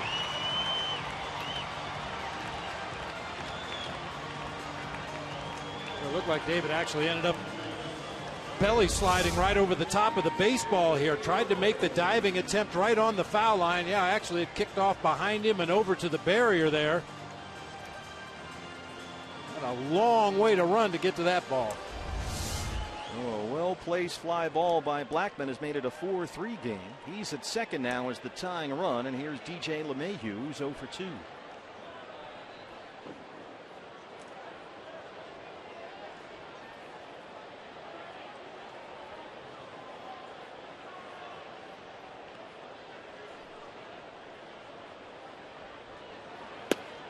Strike 1.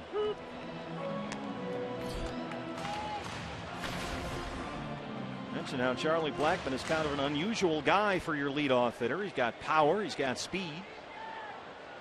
Since the start of last season, that's his 100th RBI from the leadoff spot. That's the most in the major leagues. The great Dan Hyatt doing our stats here tonight. He's at the top of his game as always. Thanks for showing up, by the way.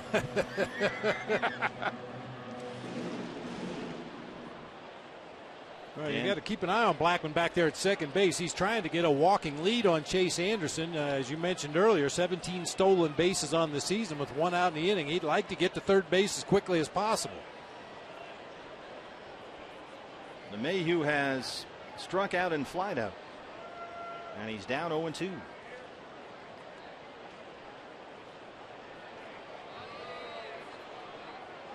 Blackmon with those happy feet down there.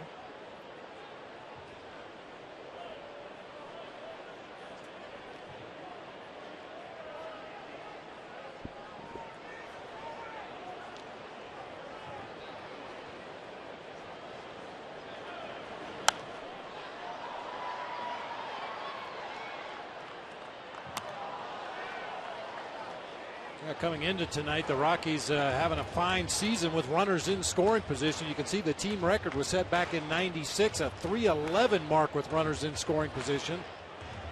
2 for 3 tonight, so that'll creep up over the 300 mark for the 2015 season. He's the tying run with a 1 out.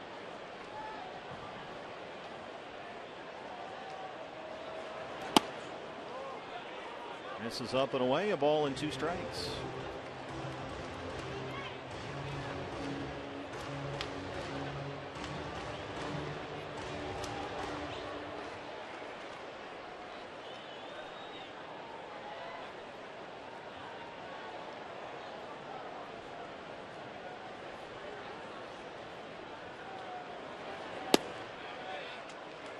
2-2. Chase Anderson's only loss of the year against these Rockies, as we mentioned, that was April 27th at Chase Field. Unbeaten in 9 starts since, a 2.25 ERA over that span.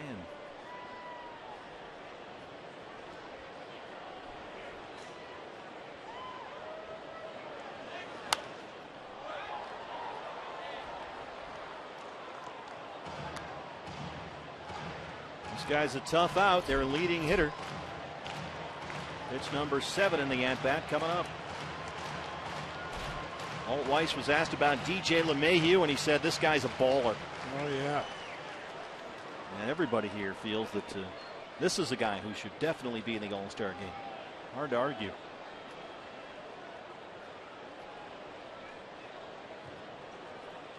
He was originally a Cubs farmhand, came over here along with Tyler Colvin from the Cubs for Ian Stewart and Casey Weathers. 2-2. One of the great disservices that the Cubs did back in those days, DJ LeMahieu, he's a middle infielder. He's a shortstop, second baseman. Played shortstop at LSU, second base throughout the minor league system with the Cubs. The day he was called up to the major leagues for the first time, he started at first base. It was the first time in his life he had ever played that position. Man, talk about unfair expectations.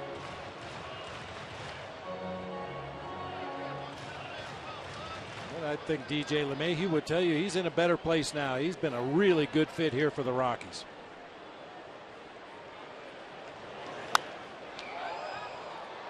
Grew up in Bloomfield Hills, Michigan, a teammate, we're told, of our very own pre- and post-game producer, Brian Henry, on the basketball team. Brian Henry went on to Marquette, where he did not play basketball. DJ LeMahieu, pretty good baseball player at LSU. Second round pick in 09. Another 2-2.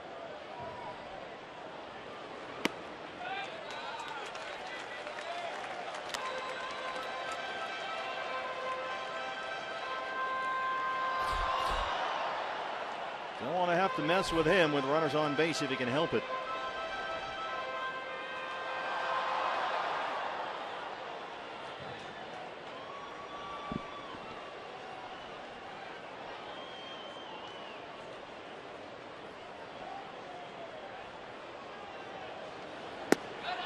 Ball 4. Third walk issued by Chase Anderson. And the Rockies have 2 on and 1 out for Tulo.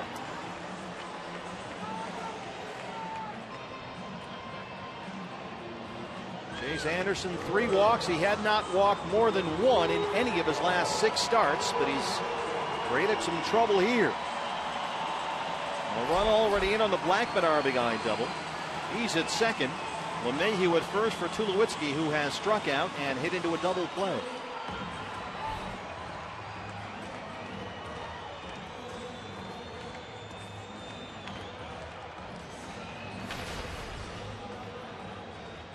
Only 67 pitches in the ball game for Chase Anderson, but you wonder about that 38-minute rain delay.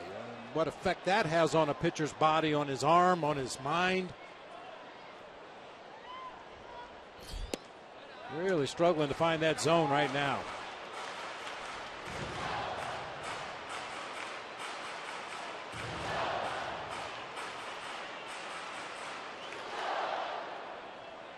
The Tulo chant in full effect here.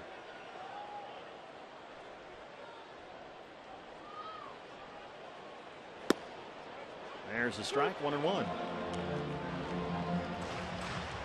Chase has done a nice job of pounding away at that outside corner against Tulowitzki. That one just a little off the plate. They get the call from Jeff Nelson.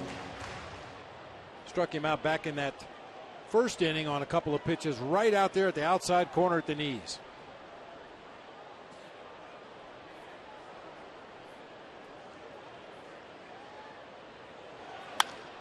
Base hit. Blackman will come in and score the tying run, and it's 4-4.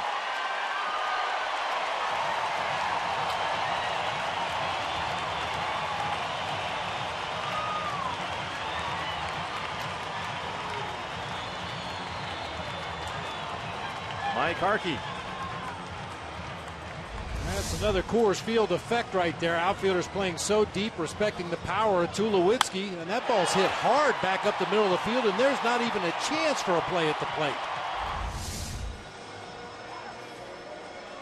Pitching coach is out to the mound. The bullpen will get busy.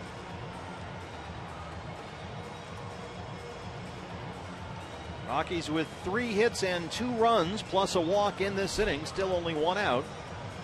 And Arenado, who homered in his last at bat, is coming up.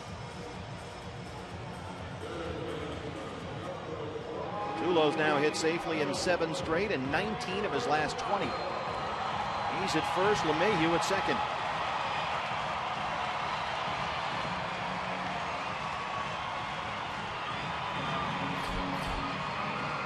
Randall Delgado will start throwing. Arenado has flied out and homered 1 for 2. Chase right now at 70 pitches, 46 strikes.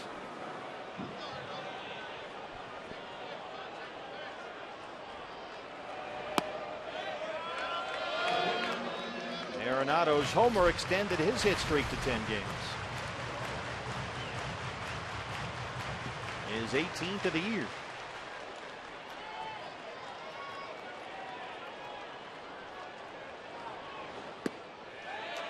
This was Nolan Arenado to lead off the 4th. I mean, home runs are just a fact of life in this ballpark. You have to avoid the base on balls ahead of those home runs. Unfortunately, Chase, with that walk to LeMahieu, pitched himself into some deep trouble right here. Just the 4th homer given up by Chase all season. Fly ball toward the right field corner. Danny Dorn, long run. He'll give it a look, but it's in the seats.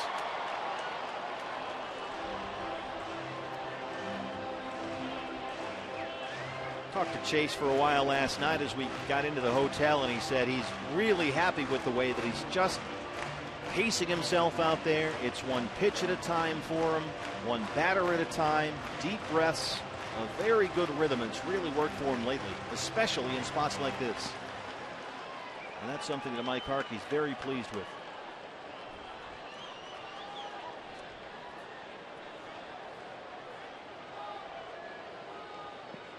LeMahieu, the runner at second. Tulowitzki at first. 2 balls and a strike to Nolan Arenado. This is blasted. Way back. And gone.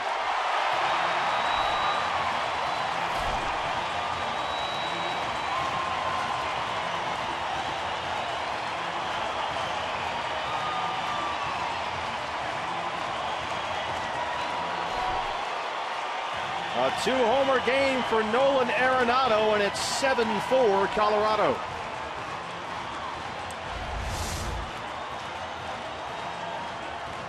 It might have been a curveball. Yeah, it was trying to break, but just didn't do what it was supposed to do, and Arenado got every bit of that one. High in the air to left center field. Peralta tries to climb the fence and give it an effort, but he's got no chance. So it's quickly turned into a 5-run 5th for the Rockies, and here's Ben Paulson, who's 0 for 2. Nolan Arenado absolutely tearing it up right now.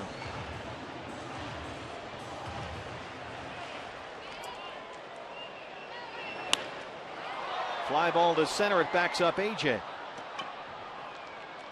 2 down.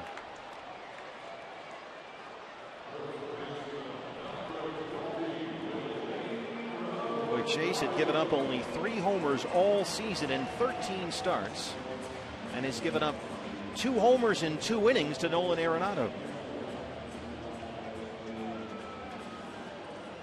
A solo shot and now a 3-run homer. Willeen Rosario doubled and scored in the second. He's 1 for 2. Well, the good news is you're never out of it in this ballpark, and it's Kyle Kendrick out there. As long as you have outs left in the ball game, you still have a chance in this park.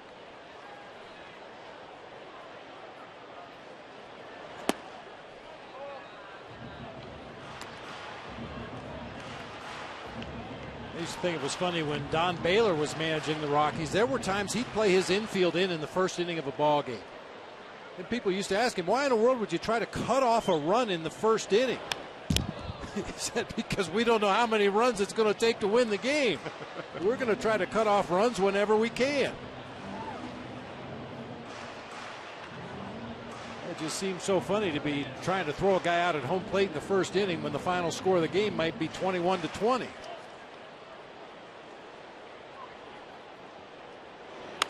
Yeah, the runs come in bunches here, but every run matters.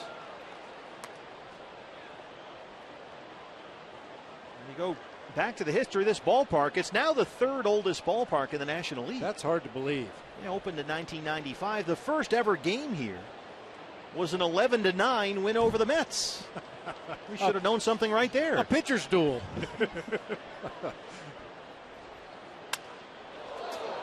Stay fair. Oh, that just shattered Rosario's bat in half and knocked him down. That was ugly.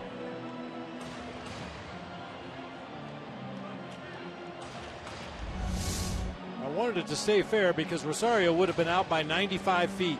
He fell backwards out of the right-handed batter's box. You're going the wrong way. Yeah, that first ever Rocky win in this ballpark, the opener, Dante Bichette hit a walk-off 3-run homer.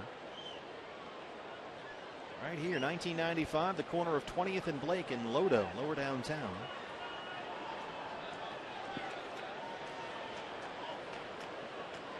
Rockies had some big-time home run hitters on that ball club. The 95 team. Bichette hit 40. Larry Walker 36. Vinny Castilla 32. Andres Galarraga 31.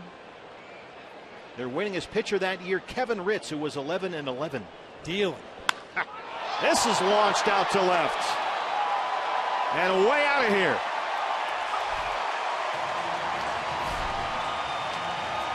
The fifth of the year for Willeen Rosario, the third given up tonight by Chase Anderson. And it's 8-4 Colorado.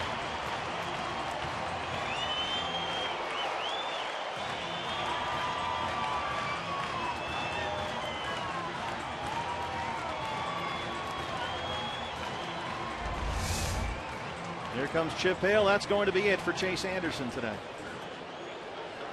That looked like a two-seam fastball that Rosario was apparently looking for. He opened up that front hip and front shoulder, got that ball high in the air to left field. Well, that's going to be the storyline on Chase Anderson, who had given up only 3 homers all season coming into tonight, but he's given 3 in this ball game. Randall Delgado on his way in, back after this.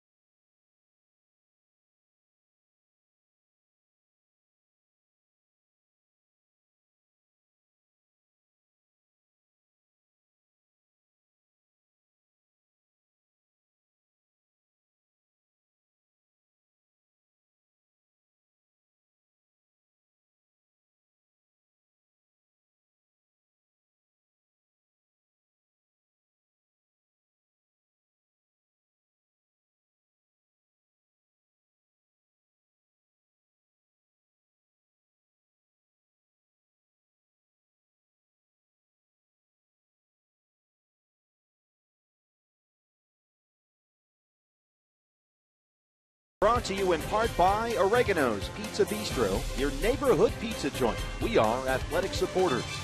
By Card Power from Arizona Federal Credit Union. Now that's the power of us. By Tire Pros for the best selection of Continental and General brand tires.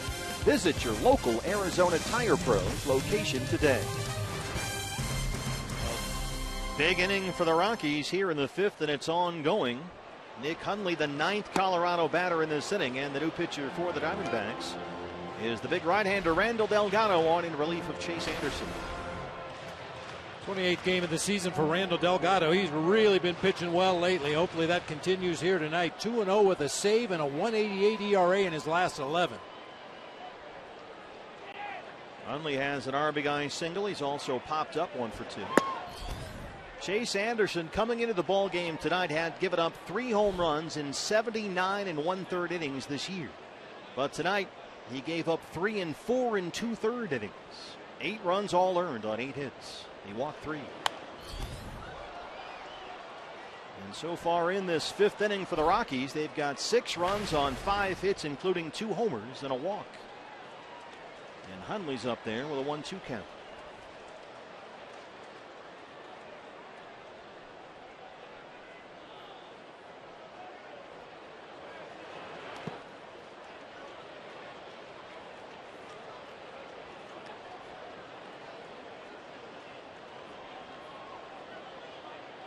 The home run stories by no means been one-sided. Diamondbacks have hit 3 against Kendrick, but 2 of them have been solo shots. Castillo and Ahmed went back-to-back in the 2nd. Pollock a solo homer in the 5th.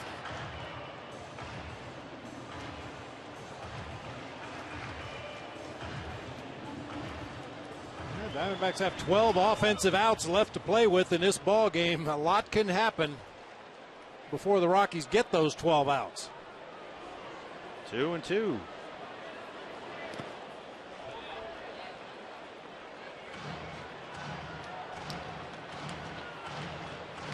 There's AJ in center.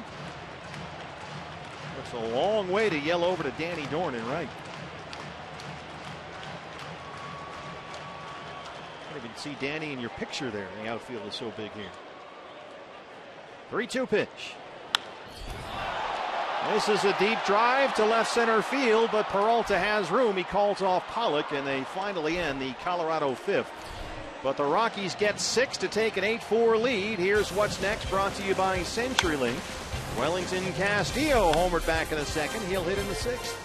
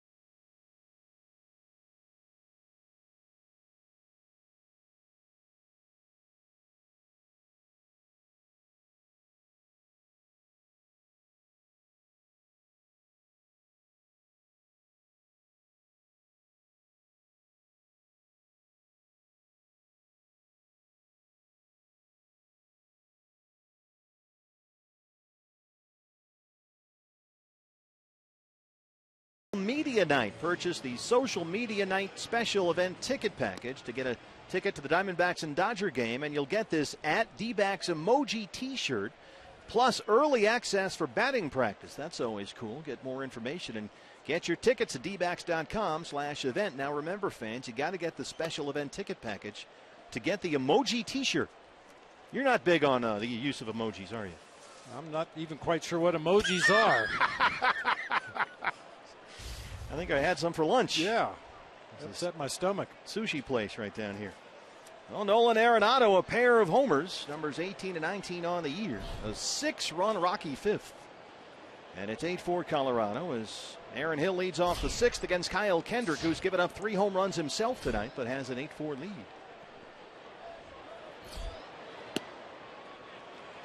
Aaron 0 for 2. He is flying out and popped up. But keep this in mind, fans. You've got Kyle Kendrick out there. I know it's been tough to watch all these Rockies homers, but he's given up more home runs than any pitcher in baseball. And he's on pace with now 21 home runs allowed, including 3 tonight, to break the single season Rockies record. Pedro Astacio here back in '98 gave up 39 homers. That's a lot. And he's on pace to pass that number.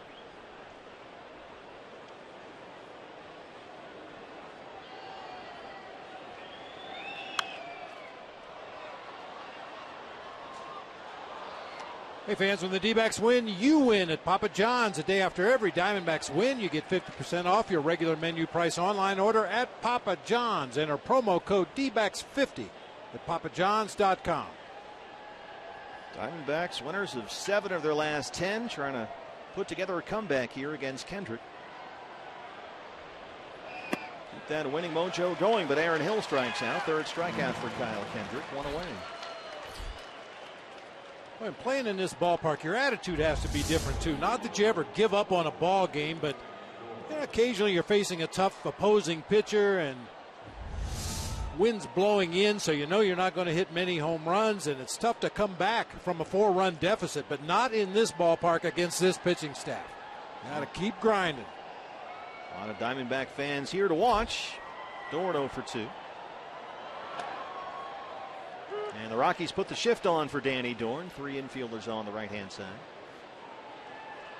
A lot of D-backs fans here. Sedona red all over the ballpark and all over lower downtown this afternoon on what was a beautiful day.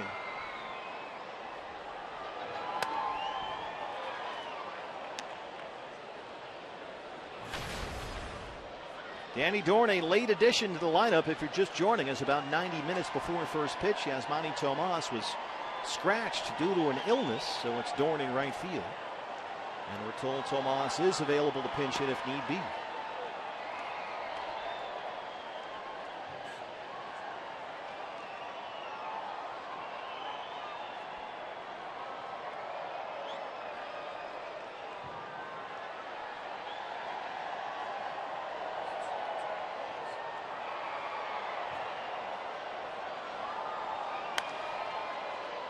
A high fly ball to left center field. Blackman's underneath it. 2 down. Brings up Wellington Castillo, who hit a 2-run homer in the second.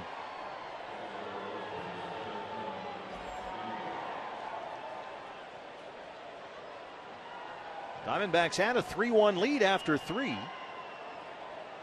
Rockies got 1 in the 4th and 6 in the 5th.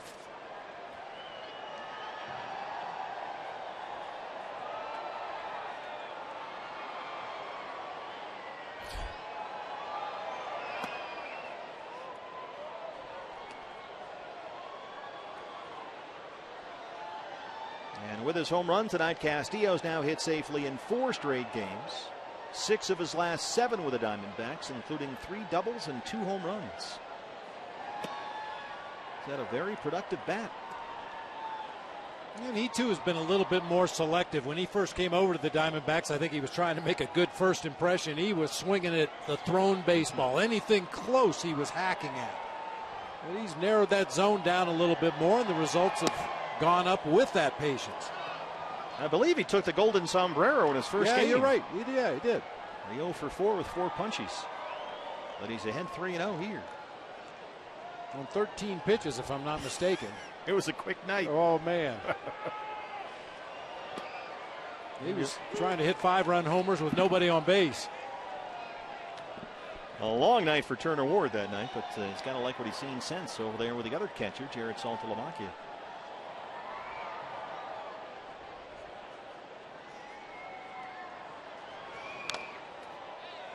That one got Hundley back there.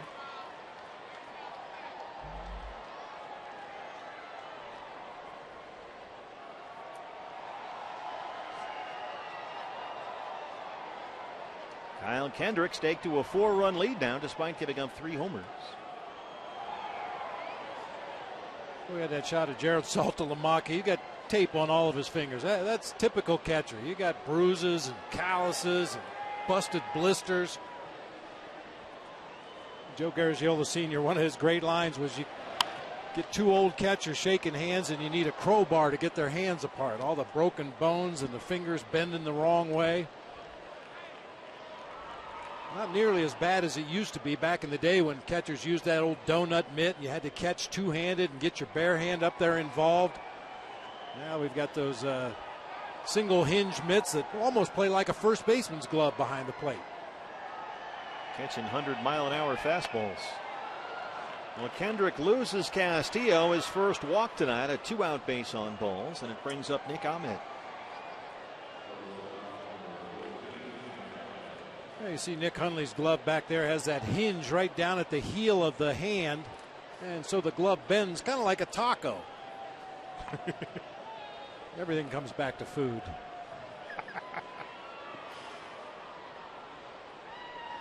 Nick homered in the second. He's 1 for 2. The home run is 4th of the year.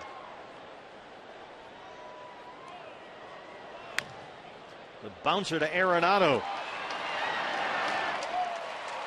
Kyle Kendrick is through 6 with an 8-4 lead. Diamondbacks trail it by 4 here in Denver.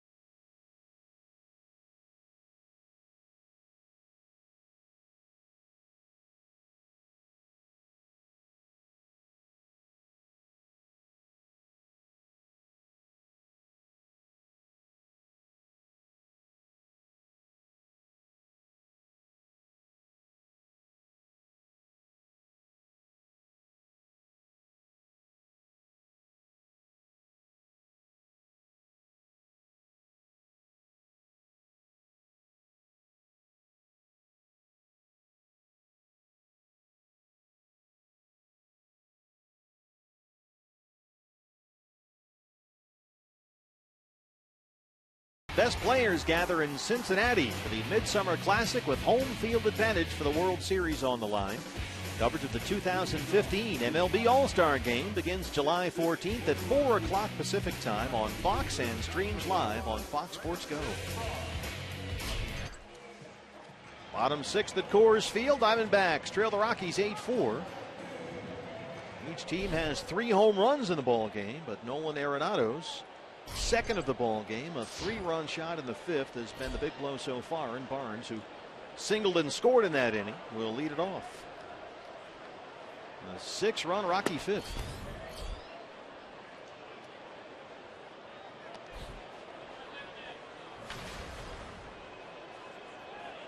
Carlos Gonzalez out of the lineup tonight with a left hand sprain. Walt Weiss said today they think it's going to be a day-to-day deal, and at the most he'll miss 1 or 2 days. Gonzalez felt some soreness top of his left hand on a swing in their win over Milwaukee on Sunday. Cargo told the local reporters he thought he'd be in the lineup tonight, but apparently Walt Weiss wants to give him at least another day, maybe a couple extra days. They took x-rays. They did not find any bone damage, but Cargo was telling reporters that he felt a soreness in that spot on his hand that he'd not felt before. And with his history of hand and thumb injuries, they're being extra careful. Delgado blows it by Barnes for his first strikeout. This was the cargo play Sunday here against the Brewers. First was the swing. That's when he says he felt it in the hand. He stayed in the game, but then had a play out in the outfield where he hit the wall. And then they decided that had to be it. Came out of the game after this. Well, it's just been one thing after another for Carlos Gonzalez. Just can't stay on the field. Kyle Kendrick, the pitcher.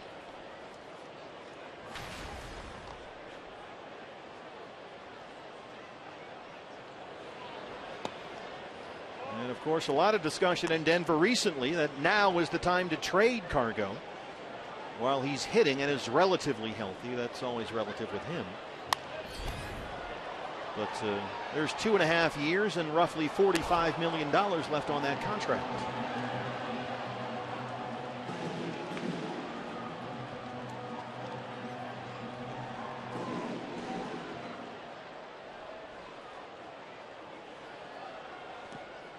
Hendrick fans at that one. Castillo will complete the strikeout. Back-to-back strikeouts for Delgado to open up the sixth. And here comes Charlie Blackmon.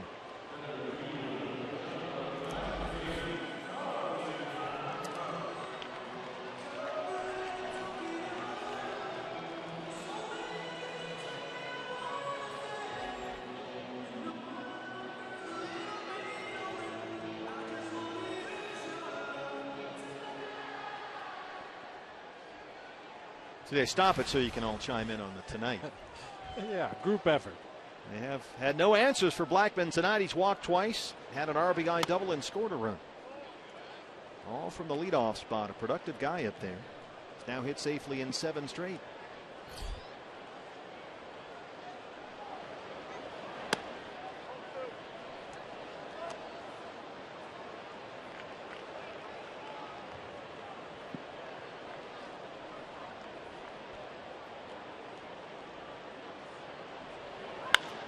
Hard to first, right to Goldie. And Randall Delgado, after that long 5th inning, comes in and works a 1-2-3-6. Diamondbacks trail the Rockies 8-4.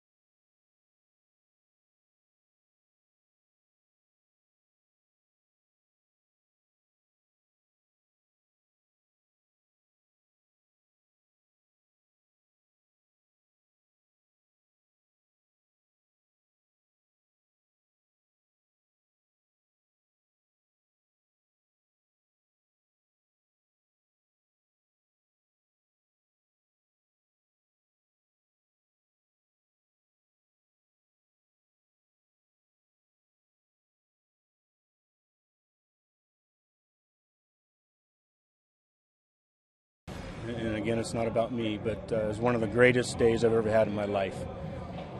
You know, I've always looked at Dad as a dad and a mentor and a role model.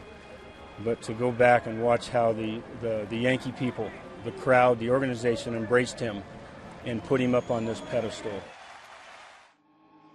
Mel Stottlemyre Jr. talking about his father. I know you guys talked about this at great length over the weekend, making his way back to Old Timers Day at Yankee Stadium, and then the surprise. He had no idea this was coming. A monument that will go up in Monument Park. As he said after the ceremony, he was the last guy in the dugout. He said he thought they forgot him. But on a personal note, it was a very emotional interview with Mel that I believe is headed to, if not already up on our website at foxsportsarizona.com, guys. He just said, you know what, I kind of felt closure for my father being there and having that moment to share with so many of his ex-teammates and his peers at the stadium. It inspired him to keep going, even after he was originally diagnosed with cancer back in 2000. A great moment. I mean, that is no small thing to have a plaque out there at Monument Park at Yankee Stadium.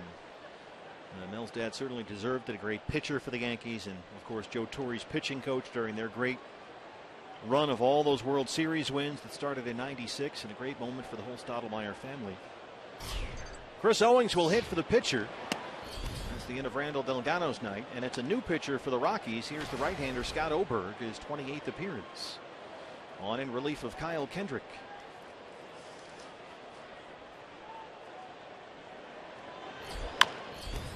Chop to third. That's foul for Arenado over there.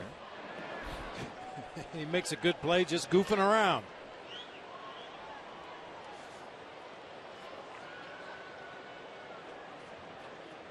Well, Scott Oberg, we talked about Kyle Kendrick and his tendency to give up home runs. He gave up 3 tonight. Oberg is kind of the Kyle Kendrick of Rocky relievers. Gave up his 8th home run of the year in Thursday's game, the most among all major league relief pitchers. A one hopper right to Tulo. So they have the guy who's given up the most homers in baseball start the game, and then the guy who's given up the most homers among relievers come in to replace him. Walt Weiss just loves to tease the baseball gods. A.J. Pollock. A.J.'s had a good night. He singled in the 3rd and hit a solo homer in the 5th inning. His 9th of the year, a new career high. And he has always hit well in this ballpark.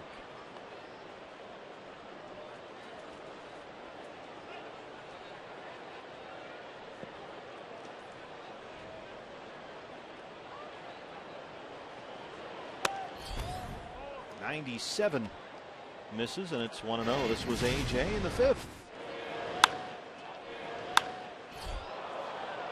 A sneaky pop to the opposite field. Now it is Coors Field, and that was just a well-struck fly ball to right center, but we've seen A.J. hit some blasts to right field. This one not struck quite as well. Rosario has it in foul ground. 2 outs. While we have a moment, let's take a look at our Geico This Day in Major League Baseball history. A lot of fans saw this game, June 23rd, 1984.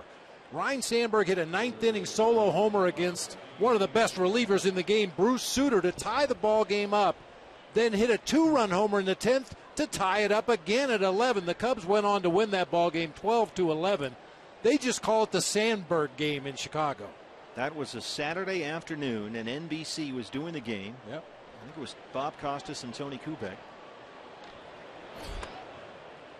One of those classic Wrigley Field sunny afternoons. Beautiful day at Wrigley, yeah. And Bruce Sutter with that split-fingered fastball rarely gave up home runs. He rarely gave up fly balls.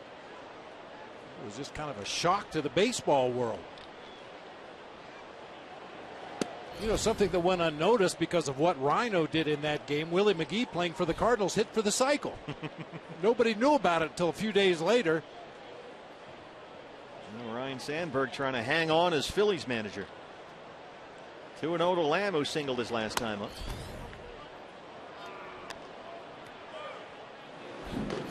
David Hernandez warming up with the Diamondback bullpen.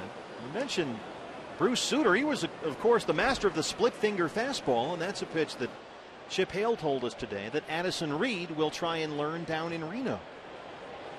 They think that Addison Reed, with his fingers and the way he throws the ball, can be an effective pitcher with a new split finger fastball. He's worked on it on side sessions, bullpen sessions. He's never thrown it in a game. But that's one of the missions for Addison, to figure out a split finger fastball and use that as another pitch. And Bob, that's a pitch that not a lot of guys throw a lot anymore. No, not a lot of guys. I think a lot of people got scared away from the split-fingered fastballs because guys were throwing it improperly. We brought my old manager, Roger Craig, who was the split-fingered guru.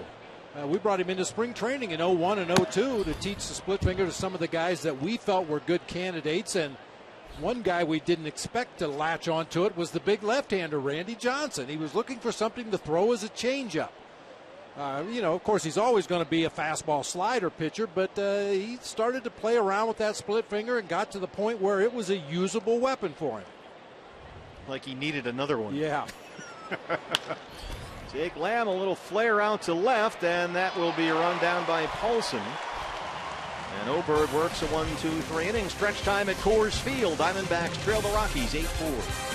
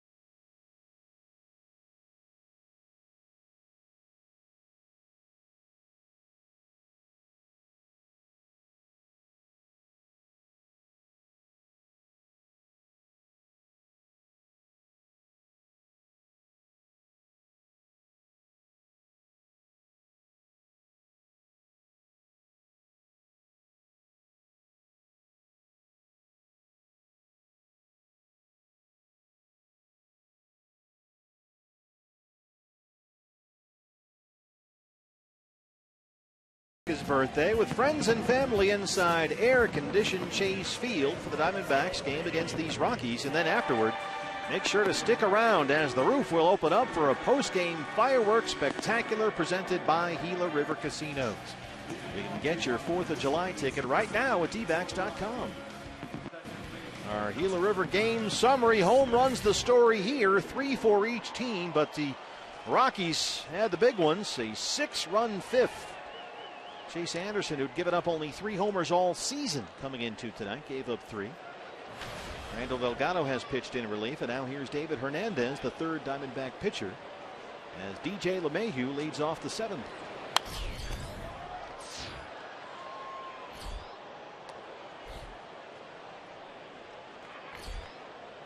Rockies 6 runs in that 5th inning on 5 hits, including 2 homers. A rough night for Chase, who gave up 8 runs, all earned on 8 hits. He lasted just 4 2/3. This is drilled right at Peralta and over his head. The Rocky home run parade continues. LeMahieu's 4th, and it's 9-4.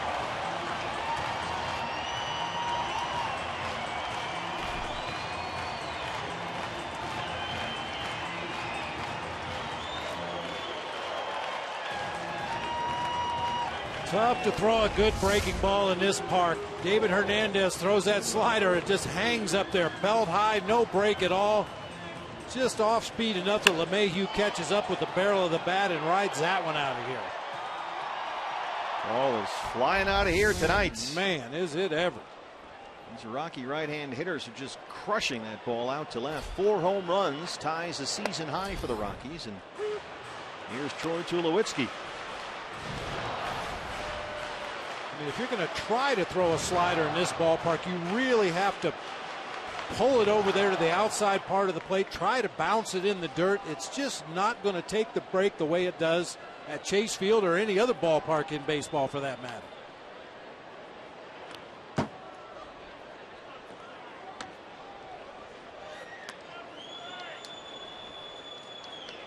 I don't know how you figure out a formula to win consistently in this place.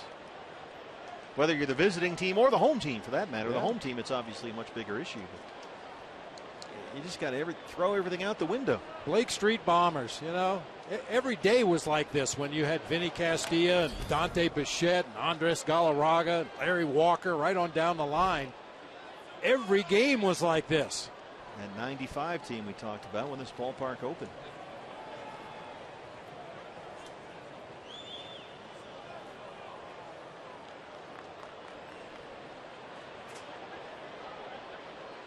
One and two on Tulowitzki. He's 1 for 3 and RBI single his last time up. Little flare out to shallow left, and that will drop in over the head of Ahmed and in front of Peralta. Tulo 2 for 4.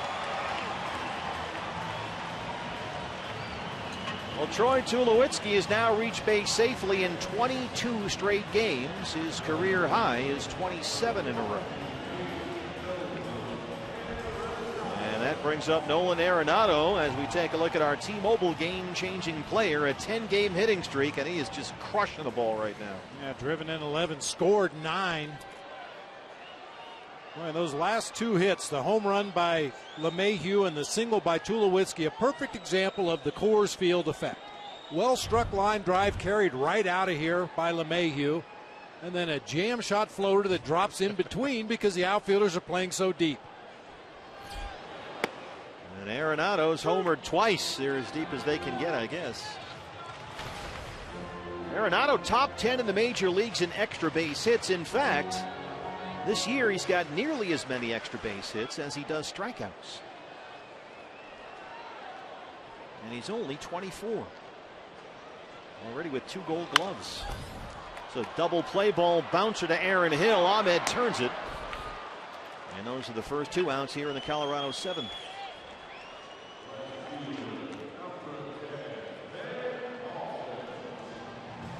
Brings up Ben Paulson, the left fielder, who's 0 for 3.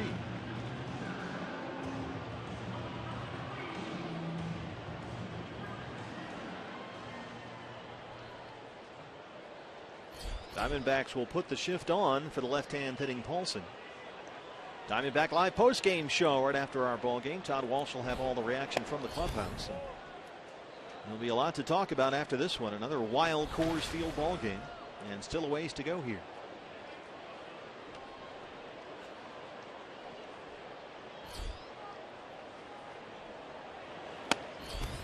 .97 right by him. It's 1-1. Yeah, we mentioned Paulson is a first baseman by trade out in left field because of some injuries to the Rockies outfielders, and he's played well defensively. I've been pleasantly surprised. You never know what you're going to get when you send a guy to a new position, but he's made all the plays, a couple of really nice plays. Yeah, the Rockies have been using Paulson and Willeen Rosario as replacements at first base for the injured Justin Morneau. Paulson seems to be winning hearts and minds over there. He's got most of the work, but with all the injuries in the outfield, they've had to use tonight both Paulson and Rosario. He's in left and Willeen Rosario's at first. There's a roller right to Goldie. And Hernandez is out of the inning, but LeMahieu homers. Rockies add 1 more. They lead it 9-4.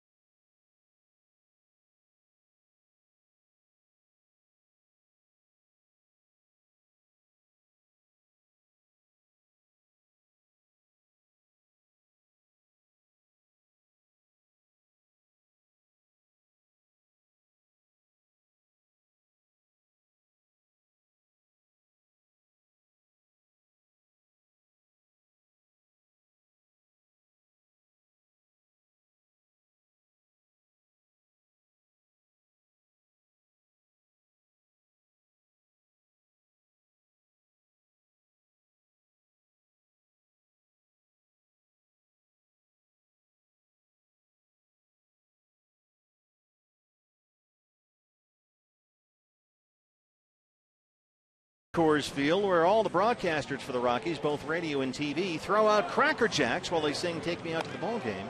And there's George Frazier on Rockies TV along with Drew Goodman, tossing out Cracker Jacks. And of course, George Frazier, BB, as I'm sure you well know, was the winning pitcher in the Pine Tar game. I did know that, yeah. Former Yankee. And George Frazier actually has a son, Parker, who's pitching in the Diamondbacks organization right now. I believe he's with the Bay Bears down in Mobile. Changes for the Rockies. New pitcher, the right-hander Tommy Kahnle. Their third pitcher tonight, just his 10th appearance. He's done well in .87 ERA. Talked about how Ben Paulson had been playing first base for the Rockies most of the year. He'll take over now at first, replacing Rosario. There's Paulson at first, and Rafael Yanoa will play left. Yeah, we saw Walt Weiss let Kendrick hit for himself in the bottom half of the 6th inning and then take him out of the ball game. He's operating with a short bench as well. He's got Michael McHenry as backup catcher. We mentioned the injury to Carlos Gonzalez. I'm sure he'd like to stay away from him. So he only had 2 players available off the bench, and he's going to use one of them right now in Rafael Yanoa in left field.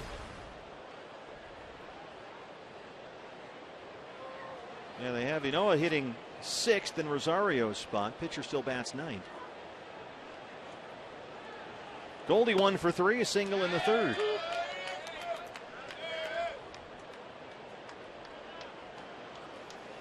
Carlos Gonzalez, a night off with that hand injury.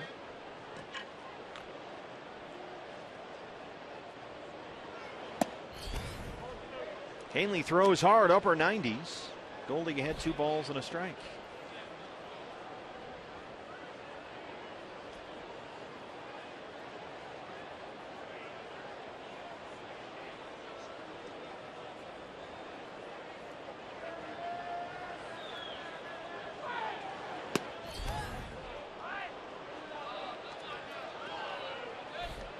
Rockies' corner outfielders for Goldie are backed up close to the warning track, but Blackman in center, shaded toward right center field, is in a little bit.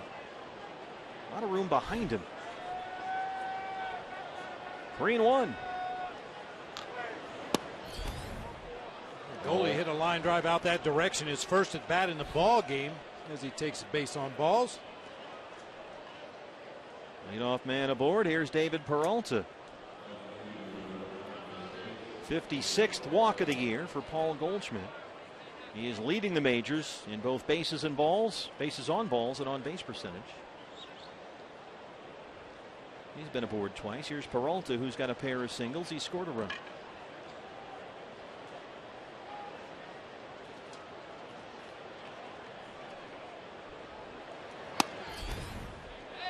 .98 is in there for a strike.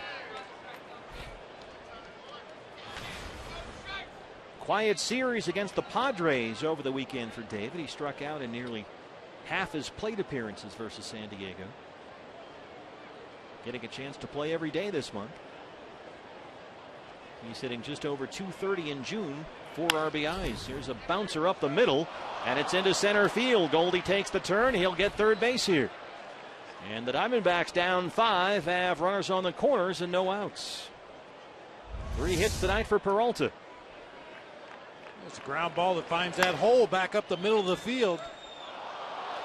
And Goldie, as he's done so many times, takes an extra 90 feet, ends up at third base. Aaron Hill 0 for 3.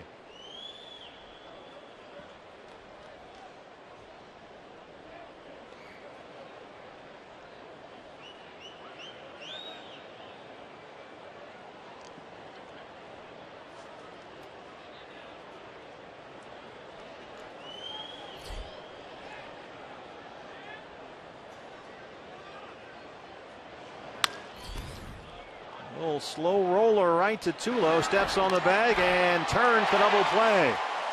Goldie scores from third to make it 9-5. Chip Hale wants to take a look, and he may have a case here. First base umpire Corey Blazer.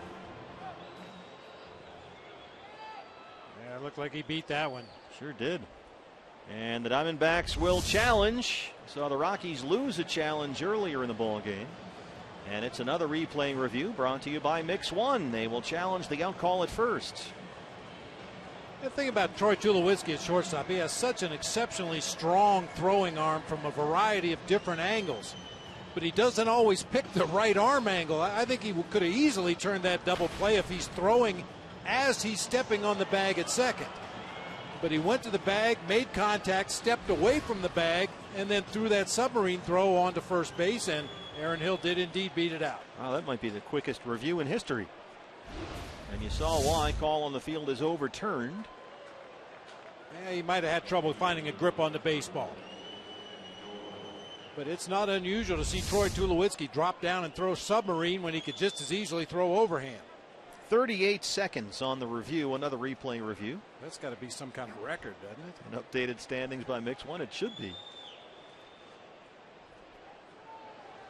So it's 9-5 now.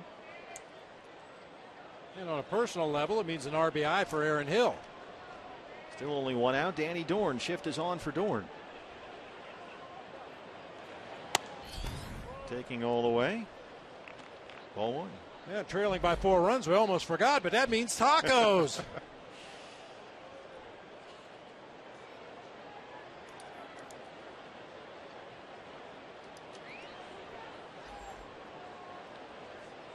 Dorn 0 for 3.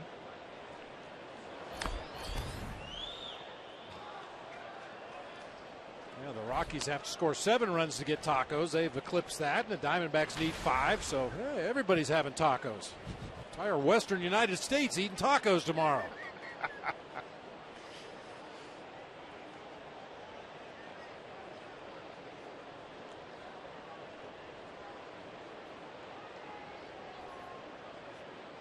One and one.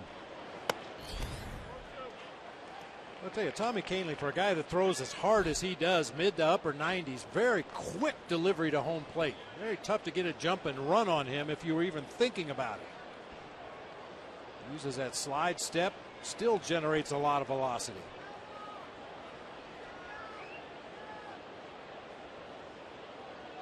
Aaron Hill holding in first. Dorn chases that one. It's 2-2. And when a guy throws in the mid to upper 90s, you're going to get fooled by the occasional changeup. That one at 89. Bounced it right off the back tip of the plate.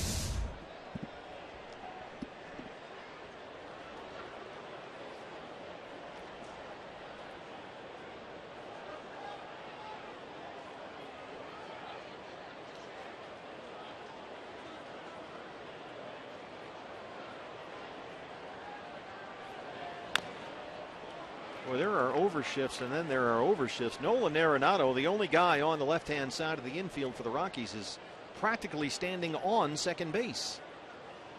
Now, once you get to a 2-strike count and there's almost no possibility that the batter's going to attempt to bunt for a base hit, you can cheat way up the middle of the field. I mean, holy cow, look at that. 2-2.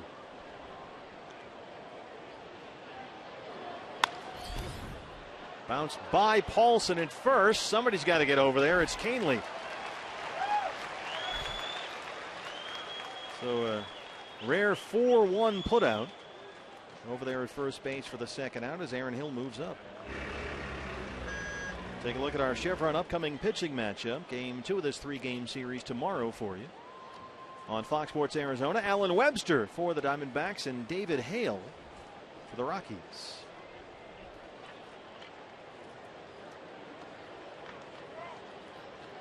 So Aaron Hill in scoring position. 2 down now for Wellington Castillo, who has homered and walked. Every runner in scoring position becomes a big runner in this game. The way we've seen runs go on the board here in this ballpark tonight, just get close. Well, he blasted one out of here to deep center field back in the second for his 5th of the year. There's the strike.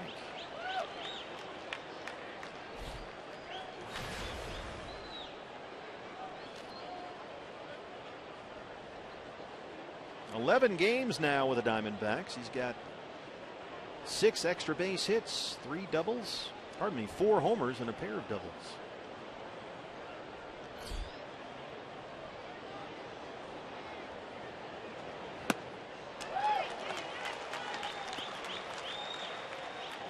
There's that changeup again at 89.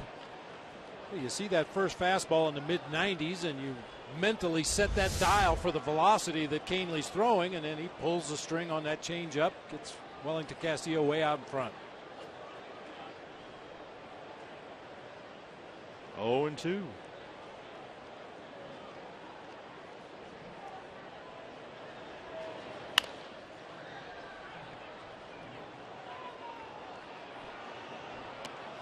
Josh Colmenter starting to get loose down there.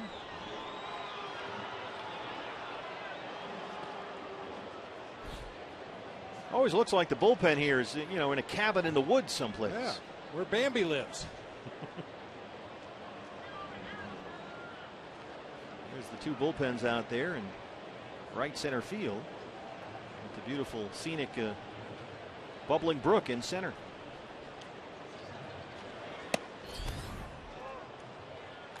We had a game here back in 01 or 02. I don't remember exactly what year it was, but we had to delay the game momentarily because Miguel Batista was walking out there among the trees on the rocks, and that's right in the batter's eye. Yeah, it's right behind the center field fence, so couldn't get his attention for the longest time, and finally somebody said, "Hey, Miggy, you got to come back in here and sit down. You're bothering the batters." Just wanted to commune with nature. Yeah. 98 from Caneley, and Castillo gets a piece to stay alive. Miguel Batista bothered the batters when he was on the mound, too. Woo. That does look a little more natural than the one we saw in Anaheim. Yeah, considerably. Anaheim looks like a miniature golf course. 1-2. Castillo strikes out. They strand Hill, but the Diamondbacks get a run. Bottom 8 coming up. They trail it 9-5.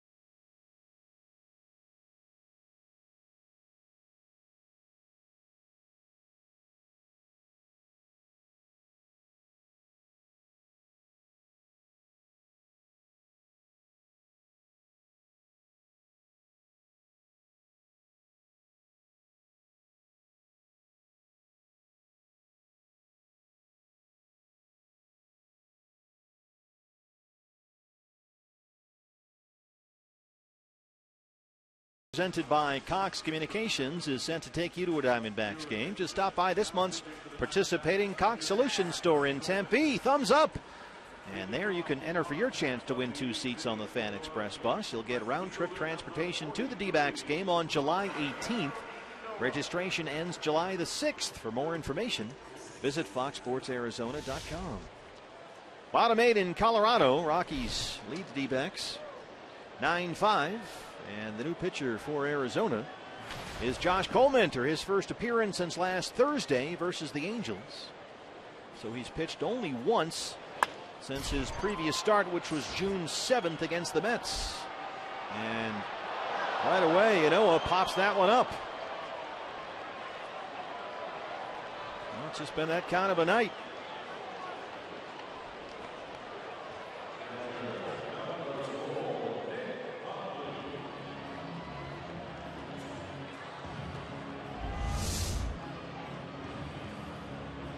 AJ appeared to be calling for it, but out of the corner of his eye saw David Peralta streaking into the picture right there. Fortunately, they record the out.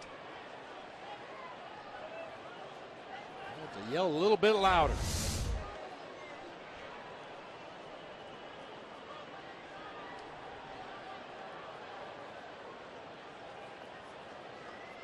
One away for Nick Hundley, who had an RBI single in the second. He's 1 for 3.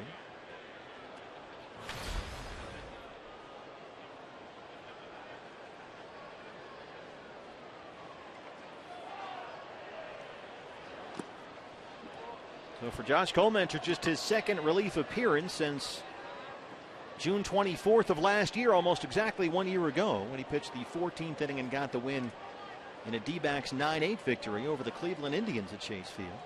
That was an emergency long relief role. That's foul. And Chip Hale, when he announced Josh's move from the rotation to the bullpen, did not say that a return to a relief role was permanent. They're just going to kind of play it by ear here.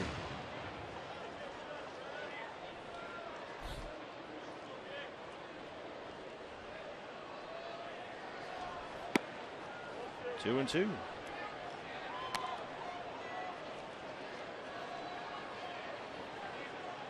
Josh Comenter was pretty down about the move, but said he certainly expected it, the way that he'd struggled as a starter. You see the velocity there at 87, which is a huge improvement over what we saw from Josh when he was in the starting rotation. His velocity was leaking oil. Got down to 82, 83 with his best fastball. Some of the cut that he used to have at 86 and 87 disappeared. A fly ball or deep center field, but Pollock's there. 2 down. I guess at this point for Josh, Bob, it's really all up to him, right? Well, yeah, you know, and I think there's Josh in his role in the past, a long guy in the bullpen, spot starter, matchup righty late in the game, but then suddenly becoming the opening day starter and trying to eat up innings. I think it was a completely different routine than Josh was used to, and once that velocity started to leak away, he didn't really have another direction to go to get guys out, so that time off that he's had may have really done him a lot of good physically. 88. Yeah, that's a great sign. Brandon Barnes. Coincidentally, Josh's last win as a starting pitcher this year was May 6th. He beat the Rockies right here at Coors Field. But he gave up 5 runs on 10 hits in 7 innings in that ball game, surrendered 3 homers. And that's really when the home run started to become an issue for him. 5 April starts, he had given up only 1 home run, but he allowed 12 homers over his final 7 starts. And this is going to be another one. Way out of here. First home run of the year for Brandon Barnes, and it's 10-5 Rockies. That's their 5th home run tonight.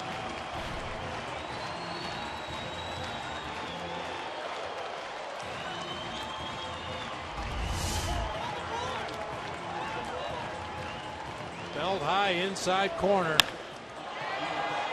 You got to have more than 88 to sneak that fastball by a hitter like Barnes in that location. Pitcher spot comes up now with 2 outs for the Rockies, and Daniel Descalso will hit for Canely. Get that bug off of there.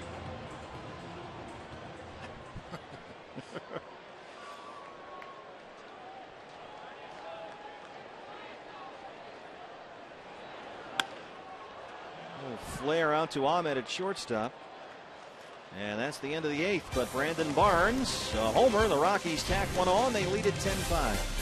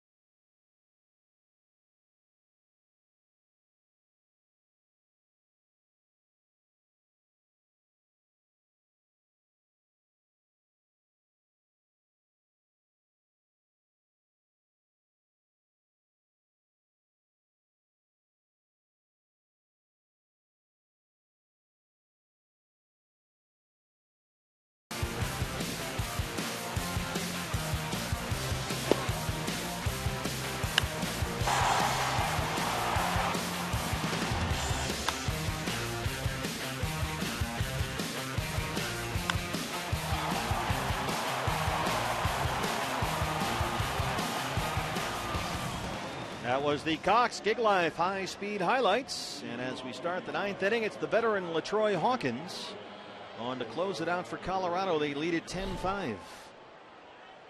This is the 1,013th game for LaTroy Hawkins. That places him 13th on the all-time list, only 9 games behind Lee Arthur Smith for 12th all-time. Nick Ahmed will lead it off for the Diamondbacks. Pitcher spot is due up next. Cliff Pennington in the on-deck circle.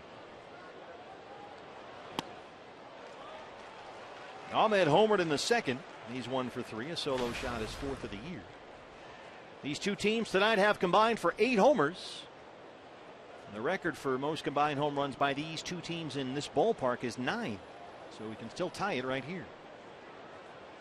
That was September 22nd, 1998. Just the Diamondbacks' 5th ever game. You were probably working that game.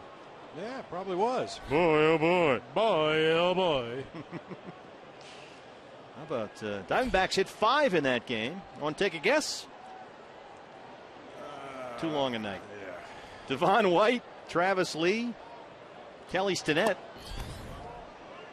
And who is Kareem Garcia? He hit 2. Kareem Garcia. Who is Kareem Garcia? Everybody to talk knows about me? Kareem Garcia. Kareem Garcia is the guy that we got Gonzo for. A famous quote by Pedro Martinez.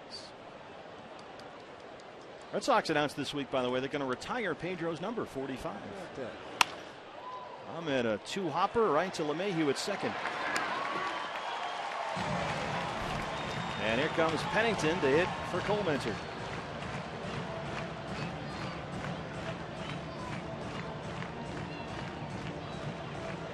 LaTroy Hawkins has played for 10 teams. That's the second most among active players. The leader in the clubhouse is Bruce Chen. I'm not sure he's still even active. He's kind of floating around out there. He's played for 11 teams. And at the age of 42, LaTroy Hawkins is the oldest player in the major leagues.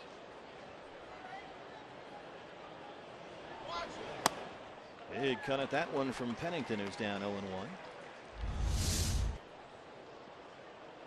I mean, at 42 years of age, still throwing 92 miles an hour with some movement. Given the length of his career, he's stayed relatively healthy, been able to take the ball when asked to. I still think that's a little shady, though. What's that? When the umpire throws him a ball, the first thing he does is take off his glove and take his thumbnail and drag it across the seams of the ball, trying to raise the seams. Maybe we get a new ball in the game here at some point. I'm sure we'll have a pitch in the dirt or something will happen, a foul ball. And keep an eye on LaTroy Hawkins when he gets that ball back from the umpire. Pennington 2 for 13 as a pinch hitter this year. 2-2. And you see who's back behind home plate, don't you? Well, it's 10-5. This is right about the cue for Dinger, the front-running mascot, and there he is. Pennington rolls it into center, a base hit. Well, we saw Dinger when they had that big 6-run fifth. That's when he made his first appearance. Big surprise. Started launching T-shirts into the seats. And there he is. Yeah, 10-5. Look at him. He's glad-handing people, waving, smiling. A lot of swag from Dinger tonight. Dinger, the front-running mascot. A.J. Pollock. A.J. homered in the 5th, his 9th of the year.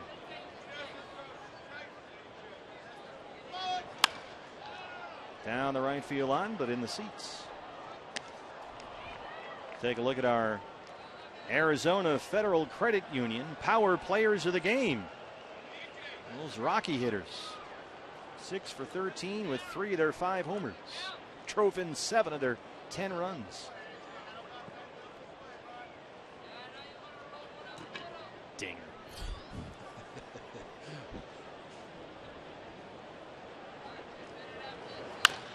Bounced over the mound and into center field. A base hit for Pollock. AJ 3 for 5 tonight. Well, down 10-5. You need base runners. 2 on for Jake Lamb. I was telling you about LaTroy Hawkins. When he gets a new ball back from the umpire, it's not unusual to see a pitcher rub the baseball up. But then he takes his thumbnail and he either digs it into the seams or in the white part of the baseball beside the seams, trying to raise it up just a little bit.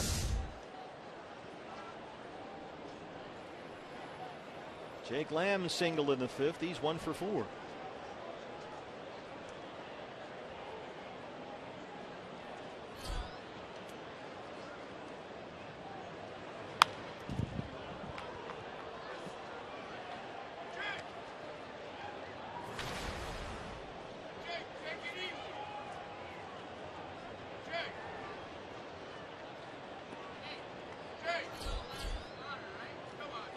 Goldie on deck.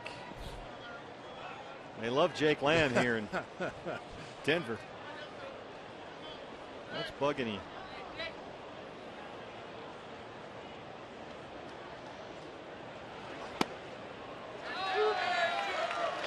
0-2.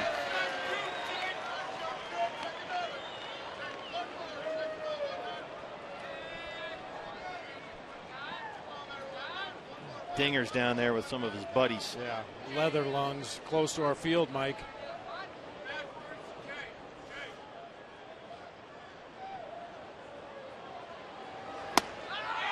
Missed inside, 1-2.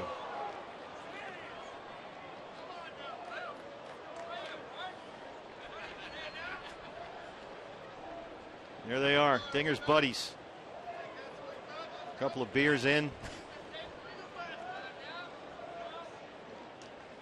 Troublemaker. Lamb strikes out. It all tied up on that one.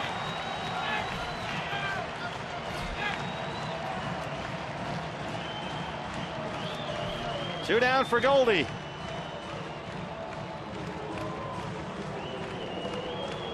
Pecking at those seams again. 30,000 plus at Coors Field for the opener of this 3-game series.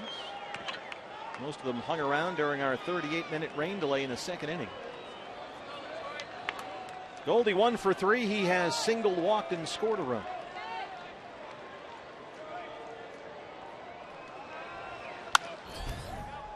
An easy play for LeMahieu is going to get the force at second. He'll settle for the out at first, and that's the ball game. And the Rockies take the opener of this 3-game set 10-5. They hit 5 homers, 2 of them by Nolan Arenado. And Mount 500 for the 10th time in 10 tries this year still escapes the Diamondbacks.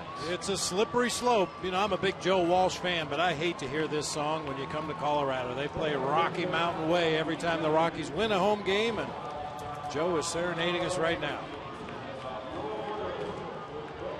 10-5 your final. Diamondback Live postgame show is next here on Fox Sports Arizona. Todd Walsh will have reaction from the clubhouse, and we'll show you the highlights of the game that included 8 home runs, but 5 of them come from the Rockies, and they win at 10-5. Back with much more from Coors Field right after this.